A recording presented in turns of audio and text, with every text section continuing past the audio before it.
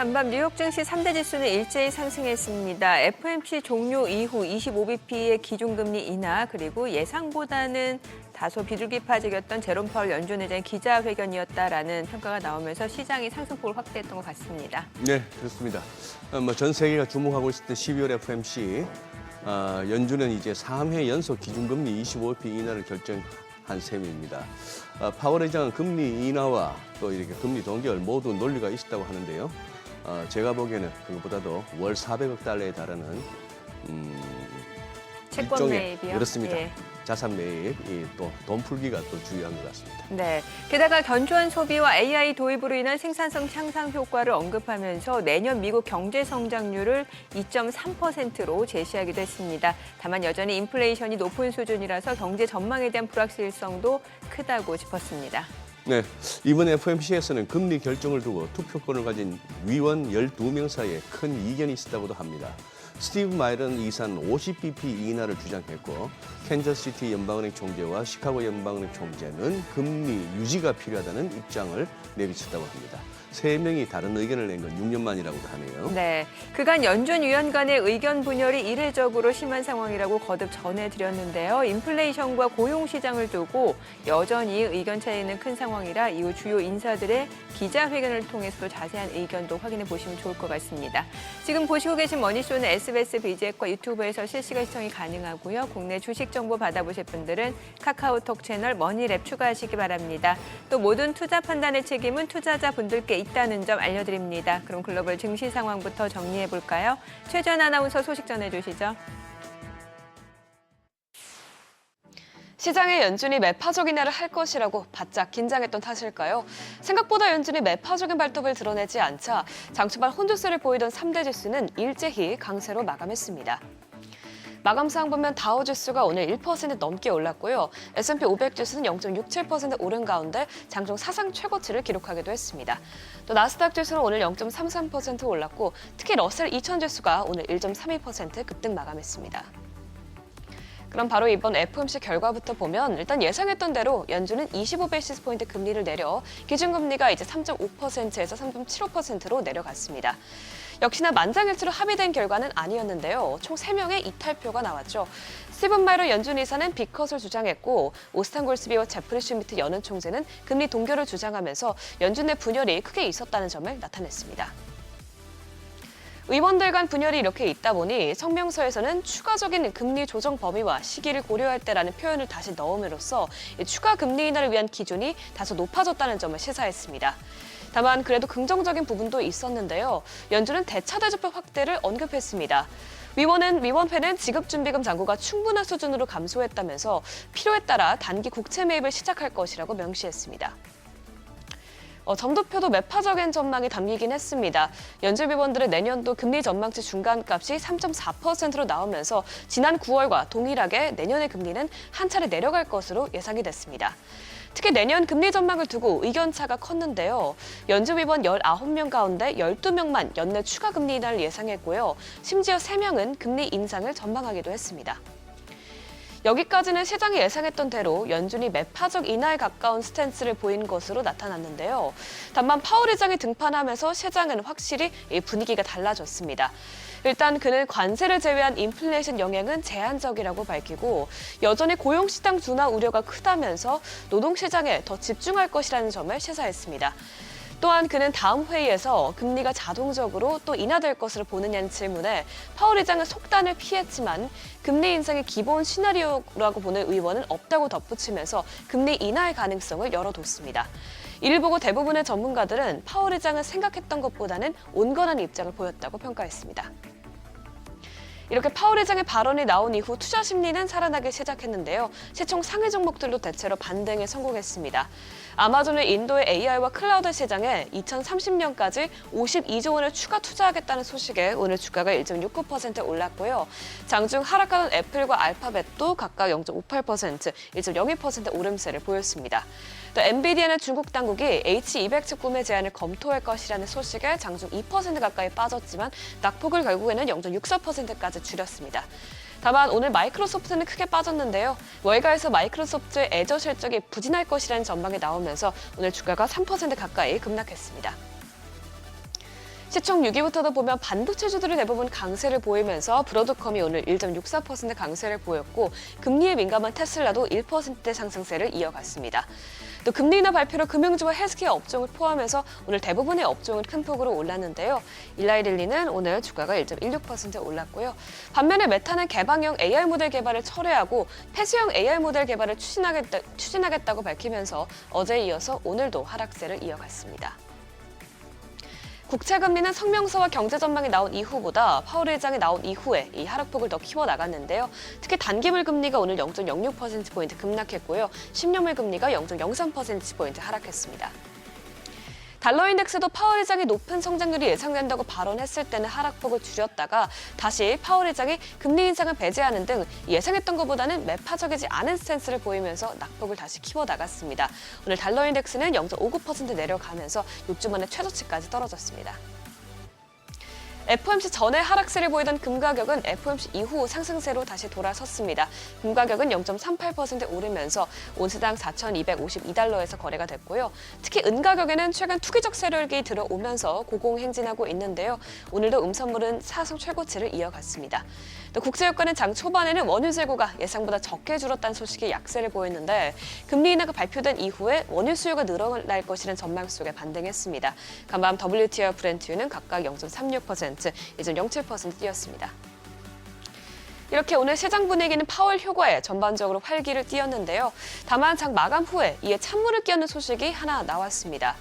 오라클이 조금 전 실적을 공개했는데 매출이 예상치에 못 미치게 나왔습니다.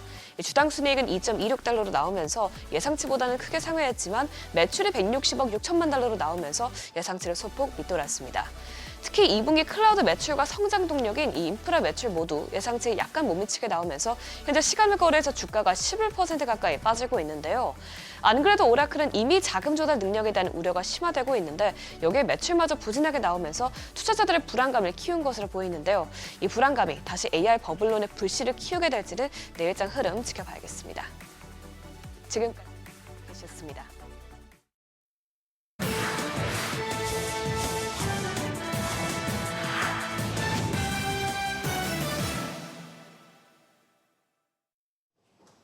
외신이 주목한 주요 이슈들 짚어보겠습니다. AI 버블 가늠자 오라클 실적부터 자세히 살펴보죠. 요즘 월가에선 인공지능 부채 사이클의 건전성을 확인하려면 오라클을 보라는 말이 나옵니다. 전례 없이 높은 부채 비율에 신용보도스와프 스프레드가 가파르게 확대되면서인데 우려가 현실이 됐습니다. 조금 전 가이던스에 못 미치는 실망스러운 실적을 내놨는데요. 주당 순이익과 잔여 수행 후 RPO는 뛰었지만 매출이 160억 6천만 달러로 월가 기대치를 채워주지 못하면서 주가는 시간에 걸해서 10% 넘게 급락하고 있습니다. 월가 역시 우려를 감추지 못하고 있습니다. 오라클의 부채 비율은 460%를 넘기면서 AI 버블의 주범으로 몰리고 있는데 덕분에 주가는 지난 한 달간 20% 넘게 빠졌고요. S&P 글로벌이 신용등급 하향 기준의 완화에 더 많은 차입이 가능하도록 길을 열어놓긴 했지만 최근 기술기업 중 최대급인 180억 달러 규모 회사채를 발행하면서 신용등급은 트리플 B로 최하단에 머물고 있고 이마저도 지키기 힘들 것이라는 전망까지 나오고 있는 마당에 실망스러운 성적표까지 더해져 불안이 쉽사리 잠재워지진 않을 것 같습니다. 특히 앞서 오라클을 둘러싼 기대감을 키웠던 RPO가 크게 뛰었음에도 월가는 이 계약이 실제 현금 매출로 이어질 수 있는가 해석을 달리하기 시작하면서 시장은 이번 성적표에서 매출에 특히 더 초점을 둔 모습이고요. 장밋빛 예상과 달리 실제 매출로 이어지지 않는다는 점이 확인되면서 투심이 급격히 흔들리고 있고 더 나아가 시장이 우려한 이 빅테크들의 AI B2 문제를 다시 수면 위로 끄집어 올리고 있습니다. 머스크의 우주기업 스페이스X가 전례 없는 역대급 기업 공개에 나섭니다. 내년을 목표로 절차가 진행되고 있는데 블룸버그에 따르면 기업 가치는 약 1조 5천억 달러, 우리 돈 2천조 원 이상, 총 300억 달러 자금을 조달할 계획인 것으로 전해집니다. 6년 전 사우디의 아람코 상장 이후 사상 최대 규모가 될 것으로 보이는데 만약 계획대로 된다면 몸값은 반년도 안 되는 사이 2배가 넘게 뛰고요. 테슬라 시총마저 단숨에 추월할 것으로 전망됩니다. 회사 경영진과 자문단은 IPO 시기를 내년 중후반으로 잡았는데 시장 상황에 따라서 일정은 조정될 수 있다고 하고요. 조달한 자금 일부는 우주 기반 데이터 센터를 개발하는 데 사용할 예정인데요. 상장 시나리오에 청신호가 켜지자 시장은 벌써부터 들썩이면서 에코스타, 로켓랩 등 우주 관련 기업들 주가가 일제히 강세를 보였습니다. 미국과 중국이 엔비디아를 놓고 치열하게 계산기를 두드리고 있는 가운데 중국 딥시크가 수출이 금지된 엔비디아의 최신 칩으로 차세대 AI 모델을 개발하고 있다는 보도가 나왔습니다. 우회 수입로를 통해 지난 2년간 칩을 조달한 걸로 전해지는데 서버를 분해해서 부품 단위로 밀반입해 중국 데이터 센터에 설치했다고 하는데요. 이에 엔비디아 측은 이 같은 유령 데이터 센터에 대해 아무런 실체나 제보를 접한 바 없다, 사실이 아니다 일축했지만 최근 트럼프가 수출을 터주기로 했는데도 오히려 중국이 빗장을 더 단단히 걸어 잠그는 데는 이유가 있구나 싶은 대목입니다. 제미나이로 잭팟을 터뜨린 구글이 큰손 고객을 잡았습니다. 미국 국방부가 그 주인공인데요. 군을 포함해 300만 명에 달하는 직원들을 위한 AI 플랫폼으로 제미나이가 선택을 받았습니다. 펜타곤이 상업용 AI 기술을 군사용으로 배포하는 건 이번이 처음입니다. 국방장관은 클릭 한 번으로 심층 연구를 수행하고 문서뿐 아니라 전례 없는 속도로 영상이나 이미지도 분석할 수 있다 평가했습니다. 이번 조치는 트럼프가 강조한 군 현대화 로드맵의 일부로 미 국방부는 구글뿐만 아니라 오픈 AI, 엔스로픽, XAI 등과 각각 최대 2억 달러 규모의 AI 연구 개발 계약을 맺기도 했습니다. 요즘 은이 금보다 빛나고 있습니다. 사상 처음으로 온스당 60달러를 돌파하면서 골드 랠리를 추월했는데요. 올 들어서만 100% 넘게 올랐습니다. 혼란한 시장 속 안전자산 선호 심리 수혜를 입었지만 은의 경우 여기에 공급 부족과 산업 수요 확대라는 추가 요인이 겹치면서 랠리에 불을 지폈는데요. 스마트폰부터 AI 반도체까지 다양한 산업 제품에 필수로 쓰이는 만큼 산업재이자 가치 저장 자산이란 두 마리 토끼를 다 잡았다는 평가와 함께 월가는 내년에도 가격 상승세가 이어질 것으로 보고 있습니다. 가상자산 시장도 짚어보죠. 월가에서도 비트코인 강세론자로 꼽히는 스탠다드 차타드와 번스타인이 전망치를 대폭 낮춰잡았습니다. 스탠다드 차타드는 내년 말 15만 달러 선을 제시했는데 이는 앞서 예상한 30만 달러의 절반 수준에 불과하고요. 장기 목표가였던 50만 달러 시점도 2030년으로 2년 늦췄습니다. 번스타인 역시 내년 말 15만 달러, 내후년 20만 달러를 전망했는데 앞서 올해 20만 달러에 도달할 것이다 내다봤지만 최근 조정 속 이 전망을 철회했습니다.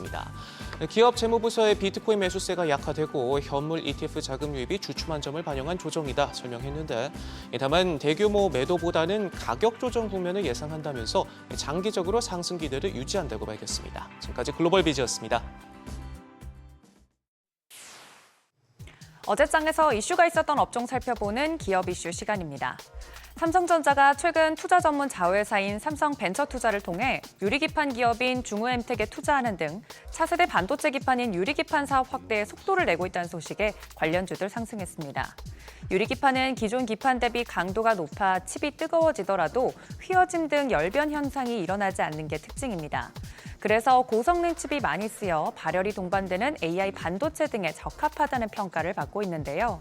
해당 소식에 상승했던 유리기판 관련주들 살펴보시면 이노메트리가 18%대 급등했고 피롭틱스는 3%대, 태성은 2.36%, PIE는 1.10% 올랐습니다. 전원 군복무를 마친 방탄소년단의 완전체 컴백과 월드투어 재개에 기대감이 높아지면서 하이브 주가가 강세를 보였습니다. BTS의 본격적인 활동이 곧 하이브 실적 개선으로 이어질 것이란 증권가의 전망인데요. 전문가들은 하이브의 내년 예상 영업이익은 전년 대비 622% 오른 5,149억 원으로 영업이익률 10%대를 회복할 것으로 전망한다고 밝혔습니다. 지난 3분기 적자 전환했지만 내년 BTS 컴백이 이를 만회할 것이란 관측입니다. 관련해서 엔터테인먼트 관련주들 살펴보면 하이브가 2.75% 올랐고 YG플러스도 2.24%, 펜 엔터테인먼트까지 1.66% 올랐습니다. 미국 투자사 도미나리 홀딩스가 국내 의료 AI 기업들이 모인 메디컬 AI 얼라이언스와 협력을 검토하고 있다는 소식에 셀바스 그룹주들이 강세 보였습니다. 셀바스 그룹은 메디컬 AI 얼라이언스의 주축 기업 중 하나인데요. 특히 도미나리 홀딩스는 도널드 트럼프 미국 대통령의 아들 에릭 트럼프와 도널드 트럼프 주니어가 올해 2월부터 자문위원으로 참여하고 있어서 메디컬 AI 얼라이언스의 글로벌 시장 진출에 대한 기대감도 높아지고 있습니다. 의료 AI 테마 어제 강세 보였는데 대표적으로 셀바스 헬스케어가 상한가로 마무리가 됐고요. 메디아나가 22%대, 셀바스 AI도 같은 그룹주로서 20% 급등세 보였습니다. 마지막으로 JLK까지 6%대 강세 보였습니다. 어제 주요 반도체 종목들이 하락한 반면 SK하이닉스는 자사주를 활용한 미국 증시 상장 기대감에 3% 넘게 상승해서 주목받았습니다. SK하이닉스가 자사주를 미국 증시에 주식 예탁 증서로 상장하는 방안을 추진한다는 언론 보도가 전해졌기 때문인데요. SK하이닉스는 이날 해당 보도에 대한 조회 공시 답변에서 기업 가치 제고를 위한 다양한 방안을 검토 중이지만 현재까지 확정된 사항은 없다고 공시했습니다. 하지만 시장에서는 오히려 SK하이닉스가 관련 내용을 검토 중이라는 점에 주목해 매수세가 몰린 것으로 보입니다. 삼성전자나 한미반도체 등은 메인마켓에서 하락한 반면 오른 반도체 종목들 SK하이닉스와 함께 살펴보면 넥스트칩이 9%대 올랐고요. 라온테크 5.94%, 원익홀딩스도 5.31%, 마지막으로 주인공인 SK하이닉스는 3.71% 상승 마감했습니다. 지금까지 기업 이슈 전해드렸습니다.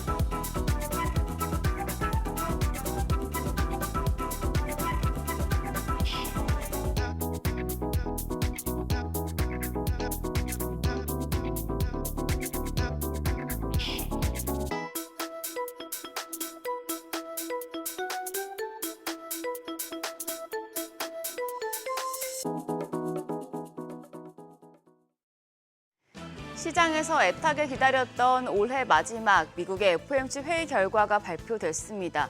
어제까지도 시장은 FOMC의 그리고 오라클의 실적을 기다리며 경계 모드를 유지했는데요. 오늘 국내 증시 변곡점이 되겠습니다. 금리 인하와 파월 의장 브리핑, 오라클의 부진한 실적을 시장이 어떻게 해석할까요? 또 국내 증시 선물 옵션 동시 만기일까지 겹쳐 있어서 여러 가지를 고려하시면서 시장 대응하셔야겠습니다. 어제장 복귀하면서 오늘장 투자 포인트 체크하시죠. 어제 양대지수 엇갈렸습니다. 코스피는 SK하이닉스 ADR 상장설과 금산분리 완화 기대에 상승 출발했지만 등락을 거듭한 끝에 FOMC 경계감이 더 짙어지며 0.2% 약세였고요. 반면 코스닥은 하락 출발했지만 정책 기대감이 받쳐주며 0.4% 상승 마감했습니다. 그래도 양시장에서 외국인이 사자 포지션을 취했다는 점은 시장에 긍정적이었습니다. 유가증권 시장에서 외국인 3,700억 원 넘게 순매수했습니다. SK하이닉스를 집중적으로 사들였고요. 반면 기관이 3,000억 원 가까이 팔아냈고 개인도 900억 원 가까이 순매도하면서 지수에 하방 압력을 줬습니다. 코스닥 시장에서도 외국인은 1,000억 원에 달하는 매수 우위였습니다. 반면 기관 35억 원 매도 우위, 개인 역시 500억 원 가까이 순매도했습니다. 코스피 시총 상위단을 보면 호재가 있는 종목들만 움직였습니다. 상승폭이 가장 컸던 건 단연 SK하이닉스였습니다. 3.7% 뛰었는데요. 투자 경고 종목으로 지정돼서 미수나 신용거래가 불가능해졌으니 참고하시고요. 삼성 바이오로직스와 두산 에너빌리티도 소폭 올랐지만 나머지 종목들은 일제히 하락했습니다. 코스닥 시총 상위단에서는 제약바이오주들이 강했습니다. ABL바이오가 9% 넘게 뛰었고 펩트론과 삼천당 제약도 5% 넘는 강세 기록했습니다. 환율은 하락했습니다. 정기장 마감 시간 달러 기준 1원 90전 내려 1,470원 40전에 거래를 마쳤습니다. 야간 거래에서는 FOMC 결과를 앞두고 거의 변동성이 없었는데요. 0.25%포인트 금리 인하 결정이 나온 이후에 NDF에서는 환율이 뚝 떨어졌습니다. 오늘 새벽 6시 기준 달러원 1개월물은 1,464원 선까지 내렸는데요. 오늘 환율 하락 출발할 것으로 예상됩니다. 최근 이어지고 있는 외국인 매수세에 힘을 보태줄지 지켜보시죠. 오늘 투자하실 때 참고할 만한 뉴스 정리했습니다. 반도체와 의료 AI 관련해선 긍정적인 소식들이 나왔고 앞서 전해드렸지만 AI 쪽은 오라클의 부진한 실적을 소화해야 하는 상황입니다. 우선 반도체 KB증권에서 삼성전자의 4분기 반도체 이익이 5배 급증하고 내년 HBM 출하량이 전년 대비해서 3배 증가할 것이라며 이익 급증 사이클에 진입했다고 분석했습니다. 극단적인 저평가 국면이라고 표현을 했는데 간밤 뉴욕 증시 필라델피아 반도체 지수까지 강했기 때문에 오늘 국내 증시 반도체 섹터가 주도권을 잡고 갈지 기대가 모아집니다. 그리고 의료 AI 쪽에서는 정책적인 기대감이 커지고 있습니다. 정부가 AI 기반 의료 혁신을 이끌기 위해 공공보건 의료 데이터 인프라를 확충하고 의료 AI 스타트업과 중소기업의 의료 데이터 이용권 지원을 늘리기로 해서 주목되고 있습니다. 반면 잘 나가던 미국의 소프트웨어 기업 오라클이 시장 예상치를 하회하는 매출을 내놓으면서 시간외 거래에서 6% 이상 급락했죠. 오라클이 AI 버블의 주범으로 지목받고 있는데 실적까지 부진하게 나왔기 때문에 AI 섹터에선 다시 한번 우려를 키울 수 있는 이슈입니다. 소화해야 할 게 굉장히 많은 날입니다. 우선 FOMC 결과는 나왔고요. 우리나라 12월 10일까지 수출입 지수 확인하셔야겠습니다. 오늘 선물 옵션 동시 만기일인 가운데 디지털 어스 플랫폼 기업인 이지스가 코스닥 시장에 상장합니다. 새내기주 주가 추이까지 체크하시죠. 어제 시간외 거래에서는 제약바이오 종목들이 강했습니다. 개별 모멘텀 속에 움직인 종목들 많았는데 미국의 기준금리 인하로 바이오 쪽이 추가적인 수혜를 받을 수 있겠습니다. 앞으로의 흐름 지켜보시죠. 그럼 프리마켓 통해서 개장 분위기 가늠해 보겠습니다. 일단 시장이 FOMC 결과와 오라클의 실적 어떻게 받아들일까요? 프리마켓 분위기는 양호합니다. 지금 시총 6위권까지 SK하이닉스 제외하고 나머지 종목들은 일제히 상승합니다. 삼성전자가 1.2% 오름세로 10만 9,300원, LG에너지솔루션이 0.8% 오름세로 현재 거래가 44만 5천 원입니다. 삼성 바이오로직스가 0.3% 강세, 현대차가 1% 가까이 반등합니다. 거래가 30만 5,500원이고요. HD현대중공업도 0.7% 상승하며 57만 5천 원의 거래가 집계되고 있습니다. 코스닥 시장 분위기도 굉장히 좋습니다. 6위권까지 일제히 상승합니다. 알테오젠이 0.8% 가까이 반등하면서 46만 원, 에코프로비엠이 1.3% 오름세로 18만 1,900원에 거래되고 있습니다. ABL바이오 0.3% 가까이 올라갑니다. 20만 3,500원. 레인보우 로보틱스도 1% 넘는 추가적인 오름세 기록하고 있습니다. 거래가 47만 6,500원이고요. 리가켄바이오가 0.9% 가까이 상승하며 19만 500원. 펩트론도 1.4% 강세입니다. 현재 거래가 28만 4,500원으로 집계됩니다. 오늘이 이번 주 중에 가장 중요한 하루가 되겠습니다. 짚고 넘어갈 게 굉장히 많기 때문에 머니쇼와 함께 하나씩 체크하시면서 개장 준비하시길 바랍니다. 지금까지 어제장 오늘장이었습니다.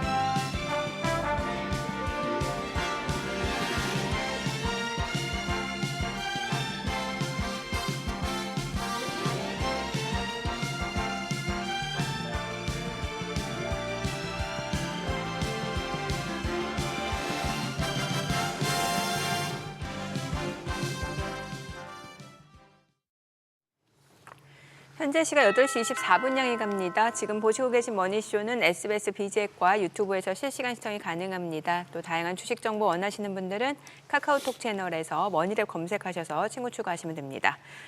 지금 시장에서 기다렸던 가장 큰 이벤트 FOMC 결과 나왔고 또 오라클 실적 어닝콜까지 다 확인해 보셨을 텐데 일단 FOMC 예상대로 25bp 인하 그런데 이제 지급준비금 관리 차원에서 단기채를 매입하겠다. 네. 시장에서 원하는 양적 완화까지는 아니더라도 예.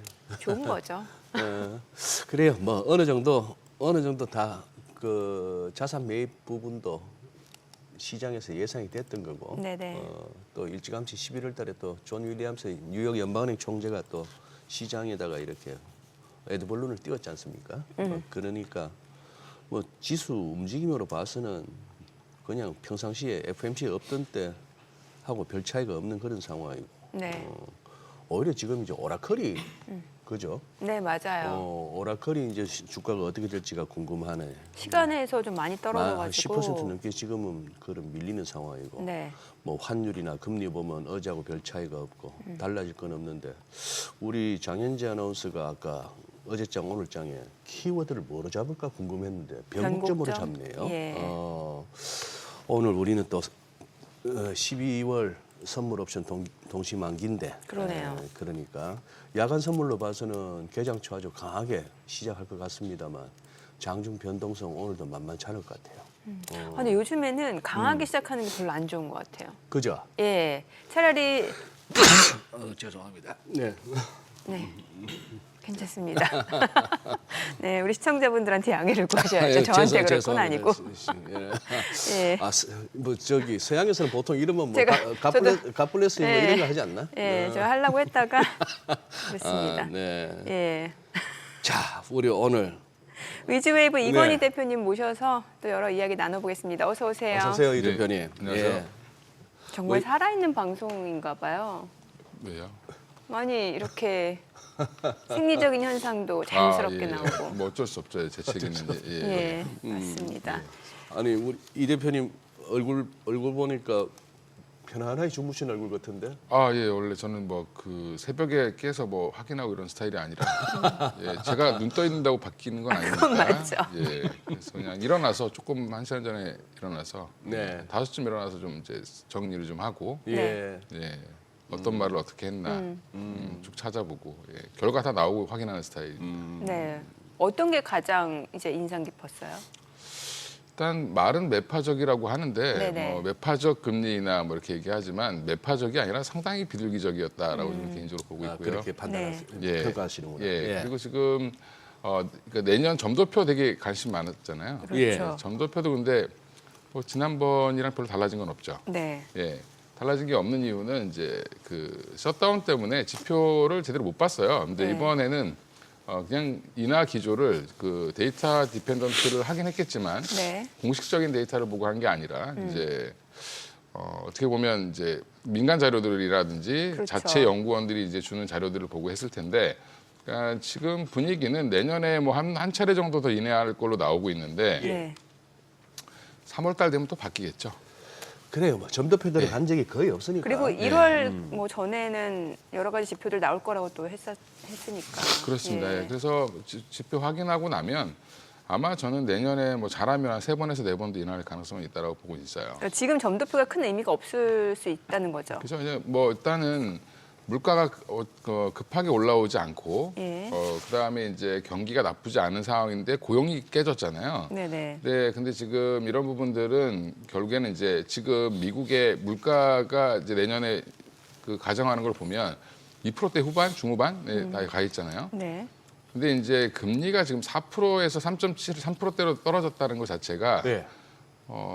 이 차이가 아직도 1%가 넘게 나 있죠. 어. 결국엔 물가 금리라는 건 돈의 가치인데 예. 네. 돈의 가치가 지금 너무 높다라는 거죠. 그럼 내릴 수 있는 캐파가 여전히 있기 때문에 저는 이제 경기가 지금처럼 이제 뭐 나쁘지 않은 상황에서 고용이 깨진다라고 하면 이런 좀 금리를 좀 내릴 가능성이 있다고 보고 있고 연준에서 또 중요한 거는 지금 QT를 종료했는데 네. 예. 종료했는데 지금 단기채 시장이 워낙 안 좋았잖아요. 네네. 단기 자금 시장이 안 좋았으니까 400억 달러를 사주겠다. 당장 12일부터 그렇죠. 예, 그것도 날짜를 박아서 12. 예. 예. 그 얘기는 12. 예. 오, 그런데 그 얘기는 결국에는 돈 풀겠다는 얘기죠. 그러니까. 근데 우회적으로 지금 예. QT는 아니야, QE는 아니야, 예. 이는 아니야. 예, 양적 완화는 아니야 이렇게 얘기하고 우리 자산 그 앞에 조정하는 거야. 뭐 이렇게 예. 얘기를 하잖아요. 그러니까 모든 전문가들이 예측했던 것처럼 돈은 더 풀 거다. 근데 방법은 QE라는 얘기는 안 할 거다. 네.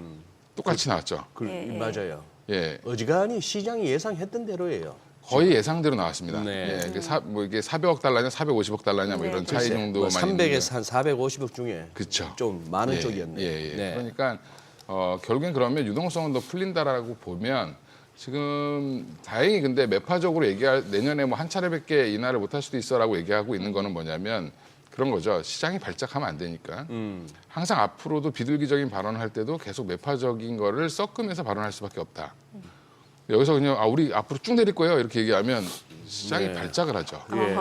자산 시장이 발작을 하기 때문에 어쩔 수 없이 그런 과정을 거쳐서 얘기를 한 건데 보수적으로 얘기를 했지만 결국에는 굉장히 비둘기적이었다라고 네. 보고 있습니다. 그러니까 뭔가 채권 매입에 대해서 이제 단기채 위주고 예. 이제 사실 뭐 장기채 위주거나 MBS 쪽이라고 하면 실제로 경기를 부양하겠다는 의지인데 그 정도까지는 아니니까 예. 어느 정도 사전적 의미의 양적 완화는 맞네요. 그렇죠. 경기를 부양할 정도로 지금 미국 경기가 나쁘진 않으니까 예. 예. 네, 일부 이제 자금의 흐름이 약간 좀 K자 형태로 가고 있기 때문에 일부 기업들은 너무 좋고 네. 일부 기업들은 좀 안 좋고 하니까 이런 부분들을 조금 중간자적인 입장에서 보면 통화 정치가라는 입장에서는 네. 약간 지금 정도의 발언이 적절하다. 슬로우 다운, 그러니까 인하를 하더라도 천천히 시장의 기대보다는 조금 늦게 예, 이런 식으로 이제 갈 가능성이 높다라고 보고 있습니다. 네. 저는 오히려 이렇게 뭐랄까 좀 나스닥의 상승률이 3대 지수 가운데 제일 낮은데 0.33에 불과한데 다우는 뭐 1% 넘게 오르고 있는데 더군다나 이렇게 시총 상위 종목 주가 흐름도 아까 살펴보셨지만 뭐 엔비디아, 메타 이런 애들 마이크로소프트까지 예. 마이크로소프트는 뭐 2.74%나 빠지고 이런 식이니까 그러고 보면 우리가 M7 했던 그 시절 대비 이제 이 친구들의 영향력은 좀 줄어들고 시장 전반적으로 이렇게 은근히 강한 건 강한데 FMC라고 막 호들갑을 떨었던 느낌은 안 들고 그렇죠. 그럼 또 지금부터는 또 이제 FMC는 있고 새롭게 가야겠네요.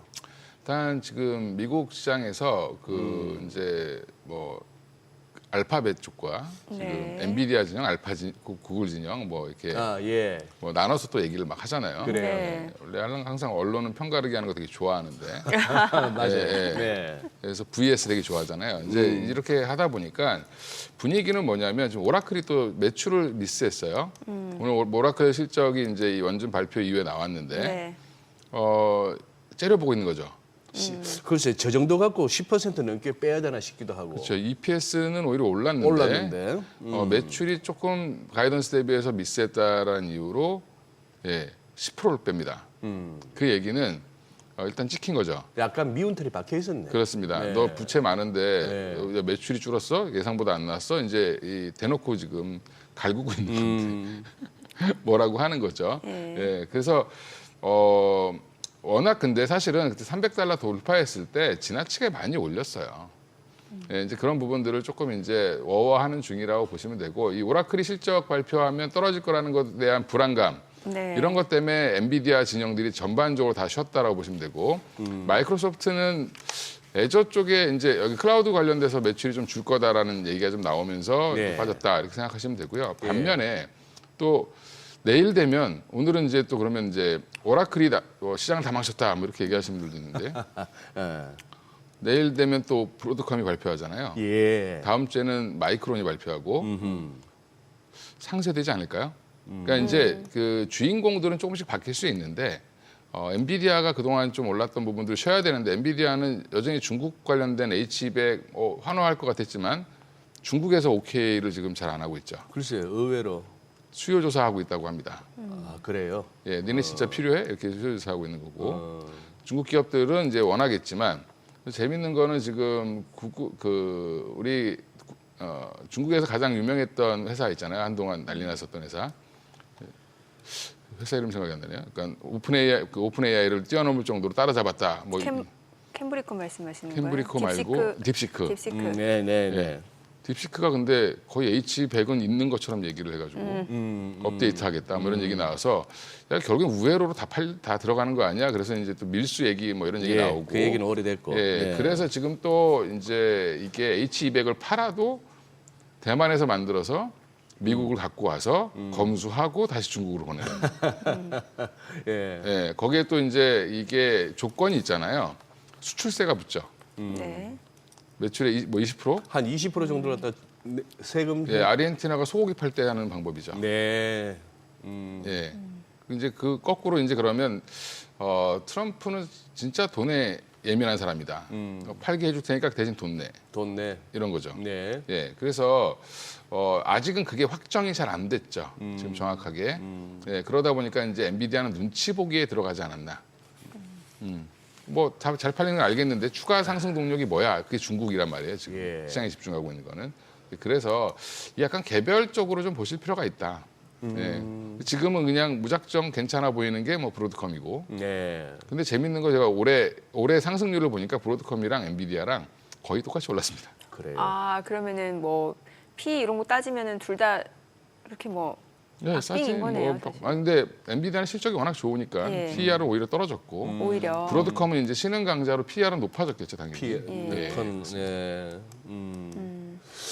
개별적으로 봐야 된다. 그걸 갖다가 이제 진짜 철저하게 느끼게 되는 게 어제 우리만 하더라도 예. 아니 반도체 좋다고 연일 뭐 방송에 매체에 리포트에 그래서 반도체를 샀는데 왜 하루는 삼성전자가 오르고 하루는 하이닉스가 오르고 같이 네. 오르는 날은 없고 이렇게 거꾸로 어제는 또 하이닉스만 갔잖아요.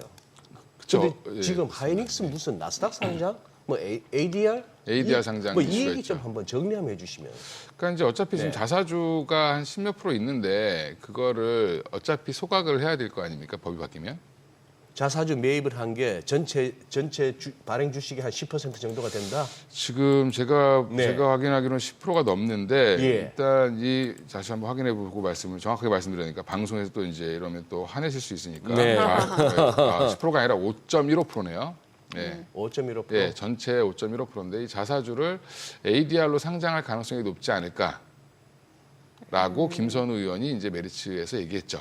메리츠에 포함된 연구원분이 그러면서 이제 지금 어차피 자사주를 소각하는 것보다 ADR로 상장시키는 게 주가 상승 요인은 더 좋죠. 삼성전자는 ADR 이미 상장돼 있는데 네네. 예, 그럼 같이 연동이 되잖아요. 근데 이제 지금 하이닉스는 상장이 안 돼 있습니다. 네. 근데 상장되는 순간 사업 구조가 완전히 판박이인 회사가 마이크론이죠. 아. 그렇죠. 그럼 마이크론의 PBR과 이 밸류와 예. 하이닉스의 밸류를 비교해 보면 네. 하이닉스가 저평가되어 있는 것처럼 보일 수밖에 없고, 그러니까. 예, 그게 한 1.1배 정도 차이 난다고 얘기하거든요. PBR 어허. 기준으로. 예. 그러면 여기서 한 뭐 30% 이상 업사이드가 나와도 이상한 게 아니죠. 그러면 미국의 ADR로 했을 때 가격뿐만 아니라 우리 국내 같이 따라 올라갈 같이 가능성이- 따라 올라가게 예, 되니까. 그렇습니다. 그리고 하이닉스도 지금 홍콩에도 상장이 돼 있습니다. 홍콩의 파생 상품 시장에 삼성 것도 돼 있고 네. 하이닉스도 얼마 전에 됐는데 예. 뭐 2배짜리, 3배짜리 다 돼 있습니다. 종목 하나로 ETF가. 2배짜리, 3배짜리까지. 예, 있습니다. 지금 이제 그래서 요즘에 좀 변동성도 커지고 외국인들 수급도 좀 다이내믹해졌다. 그 기준점들이 다 생기는 건데 미국에 하나 더 생기면 예, 수급이 더 달라질 가능성이 있다고 보는 거죠. 마이크론이 내려오든 하이닉스가 올라가든. 근데 이제 마이크론은 지금 이미 300불 불렀죠. 목표가. 목표가를. 예. 계속 올리고 있습니다. 근데 다음 주 아마 18일 날 발표되는 마이크론의 실적을 보고 또 우리나라 이제 삼성전자 하이닉스가 다시 한번 움직일 가능성이 더 높아졌고요. 또 거기에 지금 금산분리 관련된 규제 완화를 하게 되면 주 SK랑 SK 하이닉스가 굉장히 좋아진다. 투자 여건이. 뭐 이런 얘기도 좀 나오고 있습니다. 지금 SK하이닉스 그 ADR 상장 말씀 주셨는데, 네. 그러니까 이건 계속해서 거론이 돼 왔던 거고, 예. 그럼 이게 그렇게 되려면은 SK하이닉스 측에서는 추가로 자사주를 계속 매입을 좀 해줘야 되는 뭐 상황인 그렇죠. 거예요. 약간 늘려야 되겠죠. 늘려야 물량을. 되는 거예요. 근데 어. 중요한 거는 이제 그게 뭐 절차는 오래 걸릴 텐데. 예. 이제 또 오늘 기사 보니까 이거 산 넘어 산이다. 그거 하려면. 뭐 첩첩산중이다. 예. 절차상으로. 예. 그런 비판적인 기사 좋은데 네. 중요한 거는 한다는 얘기가 나오면 끝난 거죠. 그럼 주식시장은 이미 한 걸로 간주하고 시장을 보니까 기대감으로 먼저 주가에 반영이 그렇습니다. 되니까. 예, 그게 좀 빠를 수밖에 없겠죠. 어제부터 이미 외국인들은 반응을 좀 보였다. 사는 쪽으로. 예, 그렇습니다. 네. 예. 그러니까 하이닉스를 많이 담아야 되니까 삼성전자를 좀 덜 담은 거죠. 그렇게 예, 그렇게 이해를 하면 예, 됩니까? 그렇습니다. 예. 저 오라클 실적 부분 조금 더 여쭤보고 싶은 게 지금 저희가 이제 단순하게 얘기로 했을 때는 주당 순이익은 굉장히 좋았는데 매출이 미스였다라고 했는데 사실 지금 어닝콜 내용을 뜯어 보면은 네. 그 RPO 수주 잔고는 굉장히 폭발적으로 증가했다는 거잖아요. 네. 그럼 이거는 잘 해석을 해보면 지금 당장 받을 돈은 지금 당장 내 그 통장에는 돈은 없어도 예. 받을 돈이 굉장히 많다는 거잖아요. 그래서 이제 예비 수주 뭐 이제 이런 건데. 예. 예. 그러니까 근데 그게 예. 시장은 의심하는 거죠. 야, 니네 빚 되게 많잖아. 근데 이거 대부분이 오픈 AI인데 네. 걔네가 돈 줄 수 있어? 이거 확인해 보고 싶은 거죠. 그러니까 수주 잔고가 미래 매출을 직접적으로 그렇죠. 이어질 수 있는지에 그렇죠. 대해서 의구심을 예, 갖는다. 예, 예. 근데 오픈 AI가 만약에 그러면 어디선가 대규모 투자를 받는다든지 돈이 많아진다든지 오픈 AI는 그럼 뭐 상장을 해야겠네요. 상장을 한다든지 이러면 또 달라질 수 있죠 분위기는. 예, 지금 뭐 또 스페이스X도 뭐 상장한다는데 오픈 AI도 준비하지 않을까요? 예, 예. 예, 그렇습니다. 사실 오픈 AI 입장에서는 상장밖에 답이 없을 것 같긴 하거든요. 그렇습니다. 예, 예. 상장이 가장 빠른 길이겠죠. 네. 예, 그래서 자금 조달을 시장에서 해서 어떻게 하느냐가 되게 중요할 것 같고 지금 구글한테 자기들이 졌다 제미나이를 보고 네. 이제 뭐 세물트만이 직원들한테 뭐라 했다는데 그러면 이제 결국엔 더 박차를 가하겠죠 투자를. 네. 그럼 결국엔 투자를 더 해야 되는데 지금 자금이 항상 문제니까. 그래도 여전히 지금 오픈 AI를 무시하면 안 되는 게 시장 점유율은 거의 한 70%가 넘어요. 여전히. 예, 그렇습니다. 전 세계에서 사용하는 분이 뭐 7억 명? 뭐 이렇게 된다고 하죠. 지금 이건희 대표 보시기에 오픈 AI가 시장이 그리고 세상이 제일 의심의 눈으로 보고 있는 너희들 돈은 엄청나게 드는데 투자하느라고 어디서 뽑아낼래 수익을 예. 어디서 뽑아낼 수 있다고 보세요. 이제 사업 수익 구조, 수익 모델. 일단은 지금 그래서 네. 우리나라에서는 카카오랑 같이 음. 얘기를 하고 있고 이제 이렇게 광고도 하고 있고 지금 뭐 광고도 한다고 얘기하고 있고 네.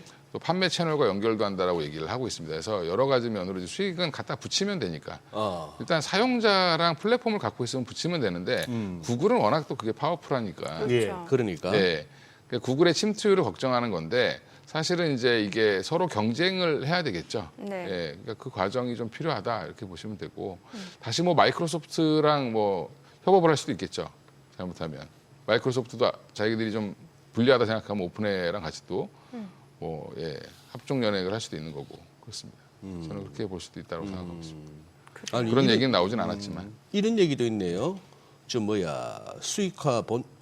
본격적으로 수익화를 추진하기 위해서 슬랙 CEO를 갖다가 최고 매출 책임자로 예. 이제 임명하기도 했다는데 이 슬랙이라는 회사 좀 어떤 회사길래요? 저는 슬랙은 잘- 공부를 안 해서 잘 모르겠습니다. 그래요? 모르고 이제 답변을 드리겠는데 그렇습니다. 일단은 뭐 대체적으로 보면 매출 책임자라고 보면 그러니까 돈을 잘 버는 뭔가 플랫폼을 갖고 있는 회사의 CEO를 데려왔겠죠. 예, 그렇게 보시면 될 것 같습니다. 저 여성분인가 보네. 예. 예. 부럽네요. 예. 그러니까. 아니 그리고 또 이제 투자자 입장에서는 약간 우려되는 게 그 자본 지출 전망이 예상보다 많이 늘었다는 거예요. 지금 오라클이? 예, 오라클이 한 350억 달러인데 시장 예상은 네. 지금 보니까 기존 전망이 예. 그런데 이번에 이제 어닝콜에서 나와서 얘기한 게 500억 달러 얘기를 했단 말이죠. 150억 달러가 추가로 시장 자본이- 예상은 350억인데 기존 전망이 기존 전망이. 예, 근데 근데 500억 이다. 150억 달러 늘었는데 이제 이 부분에 대해서는 이런 설명인 거죠. 지금 뭐 AI 데이터와 관련해서 지금 다 부족한데 그걸 위해서 증설을 하기 위해서 돈이 필요한 거다. 이게 회사 측의 그렇죠. 예. 설명이긴 하거든요. 예. 그러니까 이제 그거는 이제 우리나라 주주분들은 다들 이해하시는 부분인데 네. 미국 분들은 이해를 잘 못하죠. 그러니까 그 얘기가 나왔을 때 시간에서 주가가 막 떨어지더라고요. 예. 예. 그게 왜냐하면 자본을 깨서 투자를 한다는 걸 싫어합니다. 자본은 자기 자본을 줄여서 글쎄. ROE를 높여야지. 네. 네. 그래서 자사주 매입소가 계속 한 거잖아요. 예. 예. 예. 근데 그거를 투자를 하면 자본으로 잡히죠. 그러면 그게 안 줄어든다는 얘기잖아요. 그렇죠. 예. 근데 이제 좀 길게 보면 그게 우리 입장에서는 좋은 거 아니야? 투자를 하면? 예. 네. 생각하는데 지금 오라클 주주들은 단기적으로는 안 좋은 거 아니야? ROE가 다시 높아지긴 어려운 거 아니야? 라고 그러니까 보면 일단 잉여 현금 흐름 자체가 마이너스인데 추가적으로 그 마이너스 규모가 더 늘어나게 되니까. 그렇죠. 예. 예. 그래서 이제 조금 뭐 반응을 좀 하는 게 아닌가. 지금 이제 미운털 바뀌어서 이걸 좀 해소를 해야 돼요. 미운털이라면 누구한테 미운털이 바뀌었다는 거예요? 시장에서 그렇죠. 아, 시장에서. 부채 비율이 제일 높고 예. 지금 AI 버블런의 근원이 사실은 오라클이잖아요. 예, 예. 오픈 AI와 오라클입니다. 오픈 AI 오라클. 예. 근데 이자 지금 뭐 금리도 떨어지고 이자도 낮아지는데 예. 저는 뭐 그것도 또 좀 지나면 예, 매출이라든지 이런 것들이 다시 늘어나면 또 바뀔 수 있다 분위기는. 네, 그렇죠. 그 수주 잔고가 실제로 매출로 이어지게 되면은 그렇죠. 언제든지 분위기는 또 그렇습니다. 급변할 수 있는 예. 상황이고. 이제 숙제 검사 좀 하려고 이제 까칠하게 보고 있는 거죠. 예. 지금 그러면은 뭐 연준도 그럭저럭 오늘 이렇게 넘겼고 아직 뭐 확인해야 될 거는 BOJ도 있고 뭐 하긴 합니다만 지금 장 끝나고 나서 미국 장은 그렇게 뭐 추가적으로 팍팍 치고 가자 분위기보다는 그냥 얌전해요. 예. 지금 우리 지금 11월 3일 4일 그 무렵에 이제 우리 지수가 4,220 근방에서 고점 형성하고 역사적 고점 형성하고 조금 이제 11월 달에 조정이 깊어졌잖아요. 예.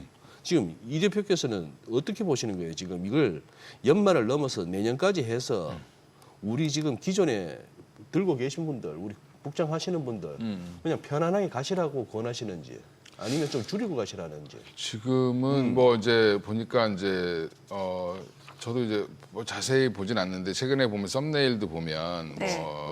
거의 뭐 폭락이 될 것처럼 분위기를 또 말씀하시는 분들도 있고. 일단 그럼 조회는 잘 나오니까. 예. 근데 저는 아니라고 보고 있고요. 예. 여전히 긍정적으로 보셔야 된다.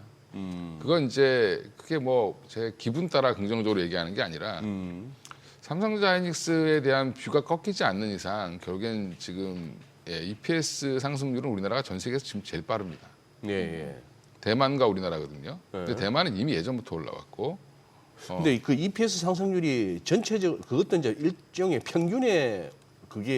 평균에서 올 수 있는 오류가 있잖아요. 그렇죠. 그러니까 전 반도체 쪽이 종목이 워낙 좋아서 그런 거 그렇죠. 아닌가? 그렇습니다. 삼성전자 하이닉스가 이끌어가는 거죠. 그러니 예. 그리고 이제 요즘 뭐 죽겠다는 데도 많거든요. 아마 이제 꽤 오래됐는데 한 10년 넘은 것 같은데 증시도 거의 K자죠. 지수는 올라가도 증시도 K다. 예, 증시는 올라가도 일부 종목들이 이제 끌고 가는 거고 미국도 사실은 M7이 끌고 간 거잖아요. 맞아요. 네, 그러니까 최근에 이제 저도 중소형주보다는 대형주를 하시는 게 더 편하다. 네. 편하다. 예, 오히려 대형주가 더 다이내믹하게 잘 올라갑니다. 그러니까. 예, 하이닉스 그냥 가만히 들고 있는 게 소부장하는 것보다 나아요. 예, 그러면 지금 장세에서 지금 뭐 이 4,226 그 11월 4일 날 찍었던 고점을 넘길 수 있느냐 연말까지 뭐 이번 10월 안에 4,300 근처도 갈 수 있다라고 보고 있거든요. 네. 오버슈팅 나오면 4,500도 갈 수 있습니다. 예. 해 넘기기 전에. 네, 12월 18일 날 마이크론 실적을 보고 깜짝 놀라면 예. 그다음 1월 달에 나올 이제 기대감에 하이닉스, 삼성전자 먼저 땡기겠죠. 네. 지수를 잡아당기는 건 두 회사가 끌어당기는 건데 또 재밌는 건 지금 또 2차 전지도 빠질 이유가 없어졌어요. 빠질 이유가 없어졌다. 예, 더 올라갈지 모르겠지만 제자리 지키긴 할 겁니다. 네. LG 엔솔 같은 경우는 삼성 SDI도 마찬가지고 거기에 셀트리온, 삼성바이오로직스가 나쁜가요 지금? 아니요, 괜찮죠. 괜찮죠. 예, 예. 예. 그리고 지금 조선업도 다시 한번 그러게요. 60일선에서 돌리면서 다시 또 자리를 잡으려고 이제 내가 하락은 안 하겠어라는 강한 의지를 보여줬습니다. 그렇더라고요. 예, 그러면 시총 상위 종목 제가 쭉 얘기한 것만 해도 한 50개 될 거예요. 거기다가 KB금융이라든지 이런 금융 지주들도 나쁠 게 없죠 연말에.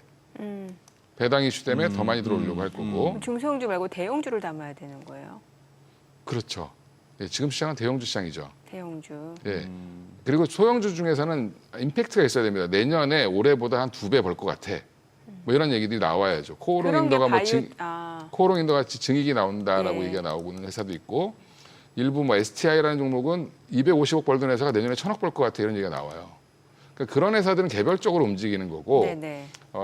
이제 그렇게 제가 쭉 말씀드린 업종을 보면 지수가 밀릴 거보다는 올라갈 가능성이 높죠. 지수 자체는. 예, 그렇습니다. 뭐 물론 이제 안 좋은 회사들은 또 걸러지겠죠 많이. 예. 저기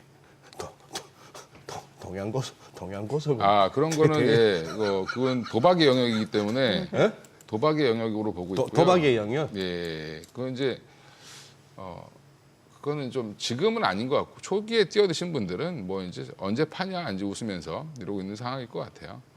예, 고속버스 터미널 가지고 이제 뭐 그 옆에 있는 대성산업까지 올렸으니까. 그 옆에 그 GS 칼텍스 주유소 조그만 거 있거든요. 땅 부지가. 예, 터미널에. 그게 대성산업 거예요. 아, 그거 땅 갖고 있다고 대성산업도 상한가 한번 가더라고요. 상한가를 갔어요. 예, 그 뒤로는 안 봤는데 뭐 하여간 지금 천일고속 그다음 동양고속 다 난리잖아요. 근데 왜 신세계는 안 갈까요? 신세계가 지분을 제일 많이 갖고 있는데. 신세계는 왜 안 가느냐? 그렇죠. 예, 그 거꾸로 생각하면 신세계를 사야 되지 않나? 뭐 이런 생각도 하고 있습니다. 예.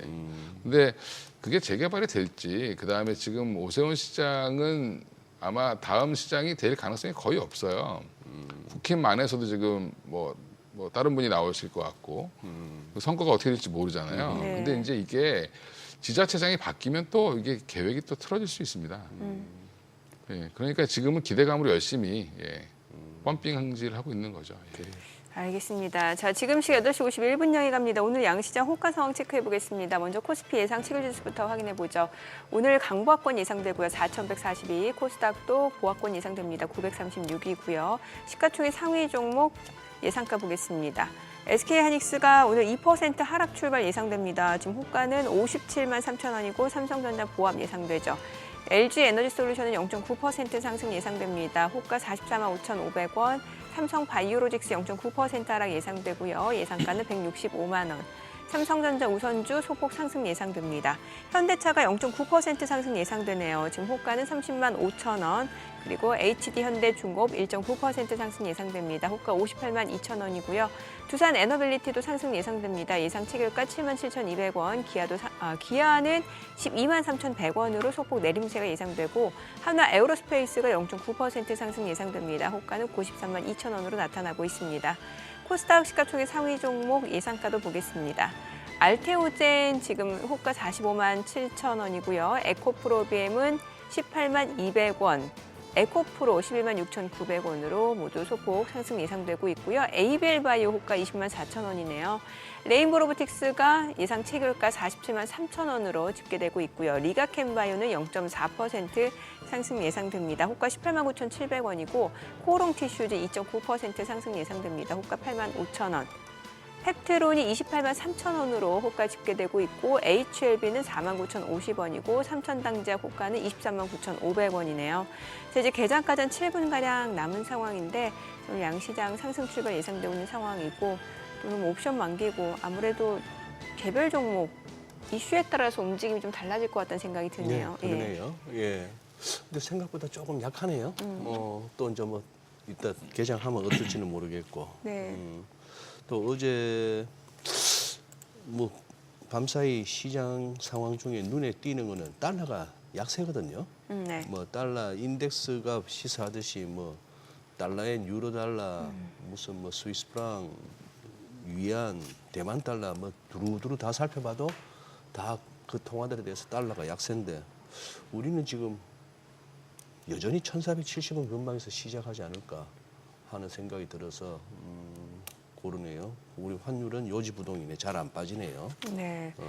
아니 그리고 왜 뭐 시장에서 예상은 했습니다만 보통 금리 인하하면은 네. 금리 인하 수혜주 해가지고 이런 쪽 봐야 된다는 얘기 많았잖아요. 근데 네. 요즘에는 또 잘 모르겠어요 이게. 금리나 수혜주보다 지금 고속버스 주식을 사야 되는 말아야 되냐 이러고 있는 한국에.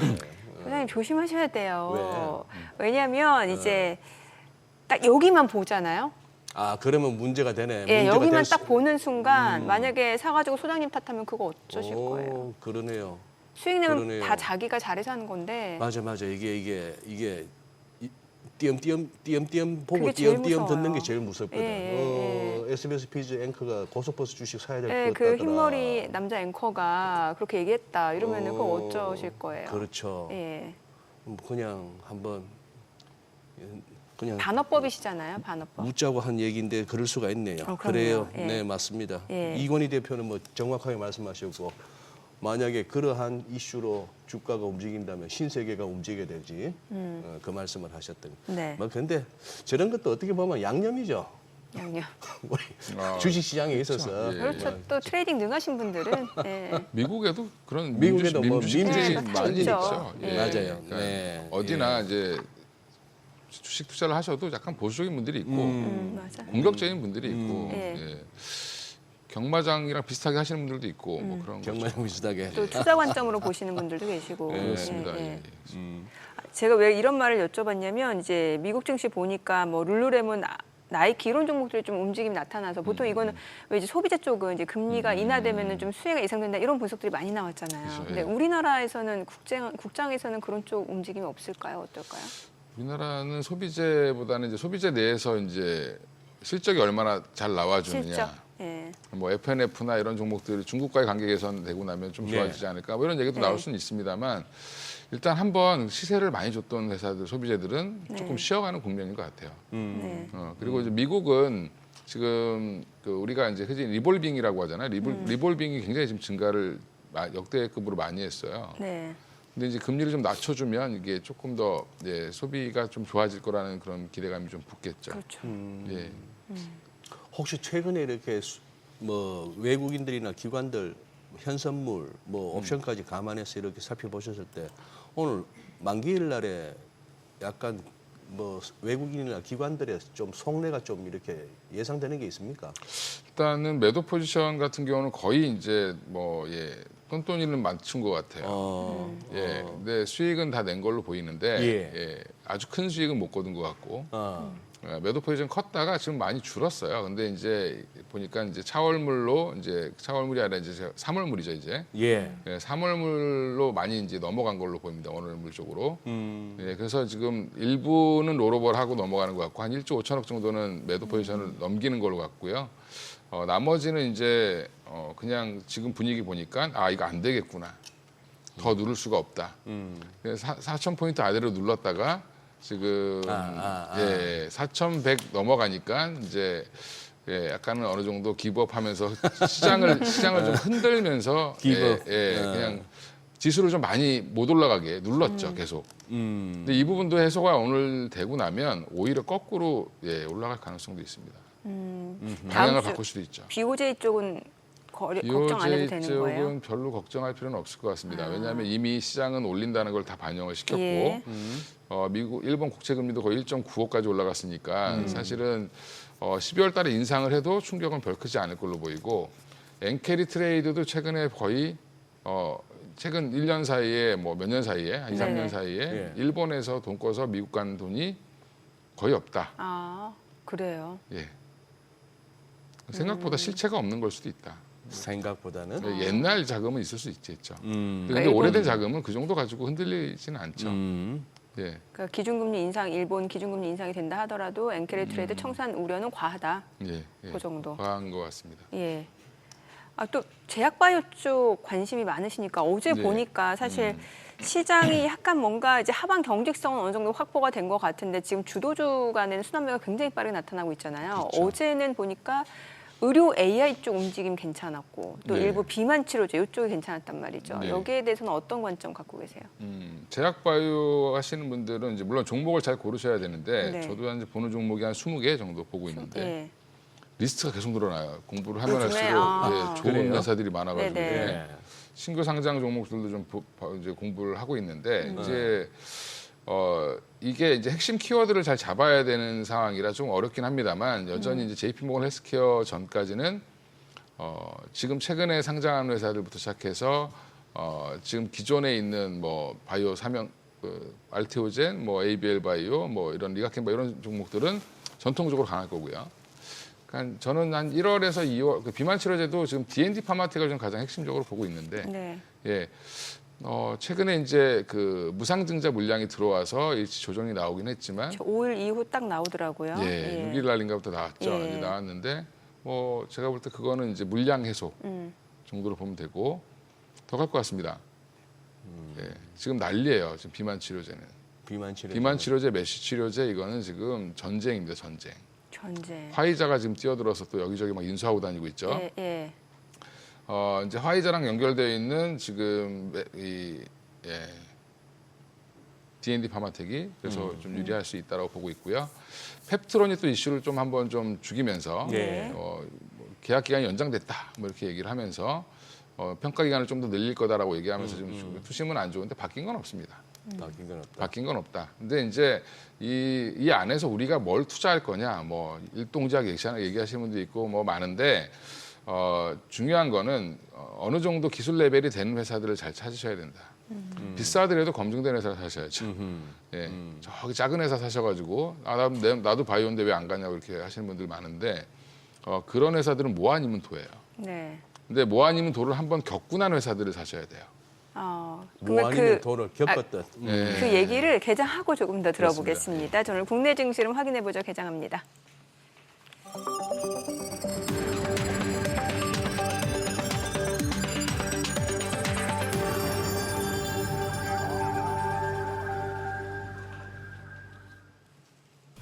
네, 12월 11일 목요일 국내 증시 개장했습니다. 이제 시장에서 기다렸던 큰 이벤트였죠. FOMC 결과 나왔습니다. 예상대로였습니다. 25bp 인하를 단행했고, 다만 이제 제롬 파월 연준 의장의 발언대에서 생각보다는 비둘기파적이었다라는 평가들이 많이 나오는 것 같습니다.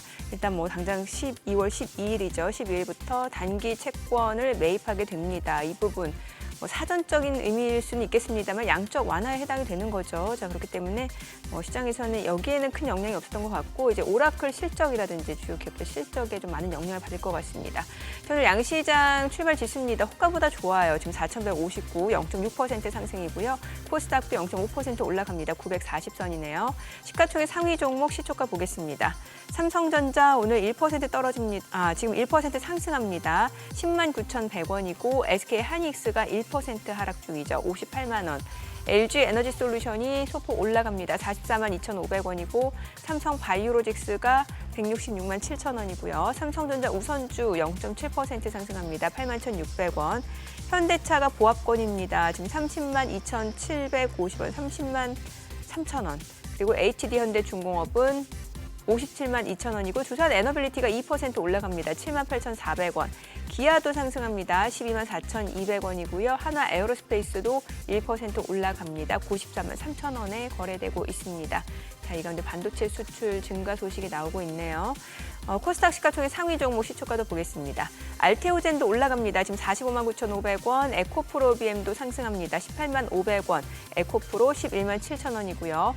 ABL 바이오는 좀 떨어집니다. 20만 1천 원이고 레인보우 로보틱스도 물량이 조금 나오네요. 46만 9,500원, 47만 원. 리가캠바이오는 보합권입니다. 18만 9천 원, 코오롱 티슈진 8만 2,700원. 팩트론, HLB가 좀 하락합니다. 27만 9천 원이고 4만 8,800원. 삼천당제약 내림세로 23만 8,500원에 거래되고 있습니다. 자, 오늘 시장에서 지금 특징을 보여주고 있는 섹터 종목들 체크를 해보도록 하겠습니다. 자, 오늘 장에서 보게 되면 바이오 쪽이에요. 바이오 쪽인데 지금 이제 뭐 의료 AI 쪽 좀 볼게요. JLK가 지금 15% 급등합니다. 5천 원 선을 넘어서고 있고요. 셀바스 헬스케어도 11% 급등합니다. 지금 6,240원. 그리고 딥노이드 6% 상승 중이고 뷰노, 루니 또 각각 2%에서 1% 상승 중이고요. 코어라인 소프트가 8% 강세고 스피어도 10% 급등합니다. 그리고 JS링크, 온코크로스 다 4%에서 3% 강세 흐름 이어지고 있고요. 신테카바이오 2.8% 상승 보여주고 있습니다. 오늘 어제에 이어서 의료 AI 쪽 흐름 좋고요. 유리기판 쪽도 좋습니다. 피롭틱스가 3.7% 상승 중입니다. 46,900원. 그리고 JNTC도 4% 상승 중이고요. YC캡 램테크놀로지도 1% 올라갑니다. 그리고 SKC도 11만 5,200원으로 1% 상승 흐름 보여주고 있습니다.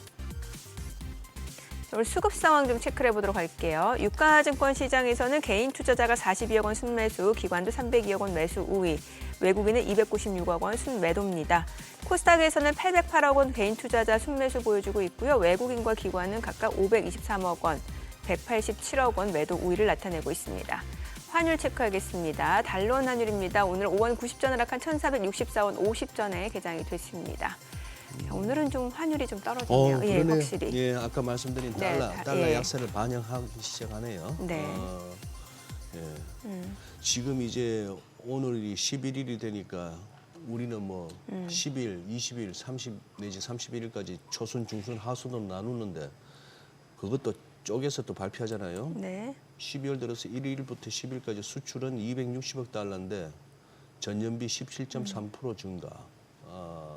그리고 아까 뭐더라? 반도체가 우리 자막 처리도 나왔습니다만 네. 반도체 는 거에 비해서 그러니까요. 음. 수출이 17.3% 늘었는데 반도체가 거의 46% 가까이 늘었는데 전체 수출이 저렇다는 얘기는 다른 데는 오히려 줄었을 가능성이 크다고 봐야 안 되겠습니까? 그죠? 그러게요.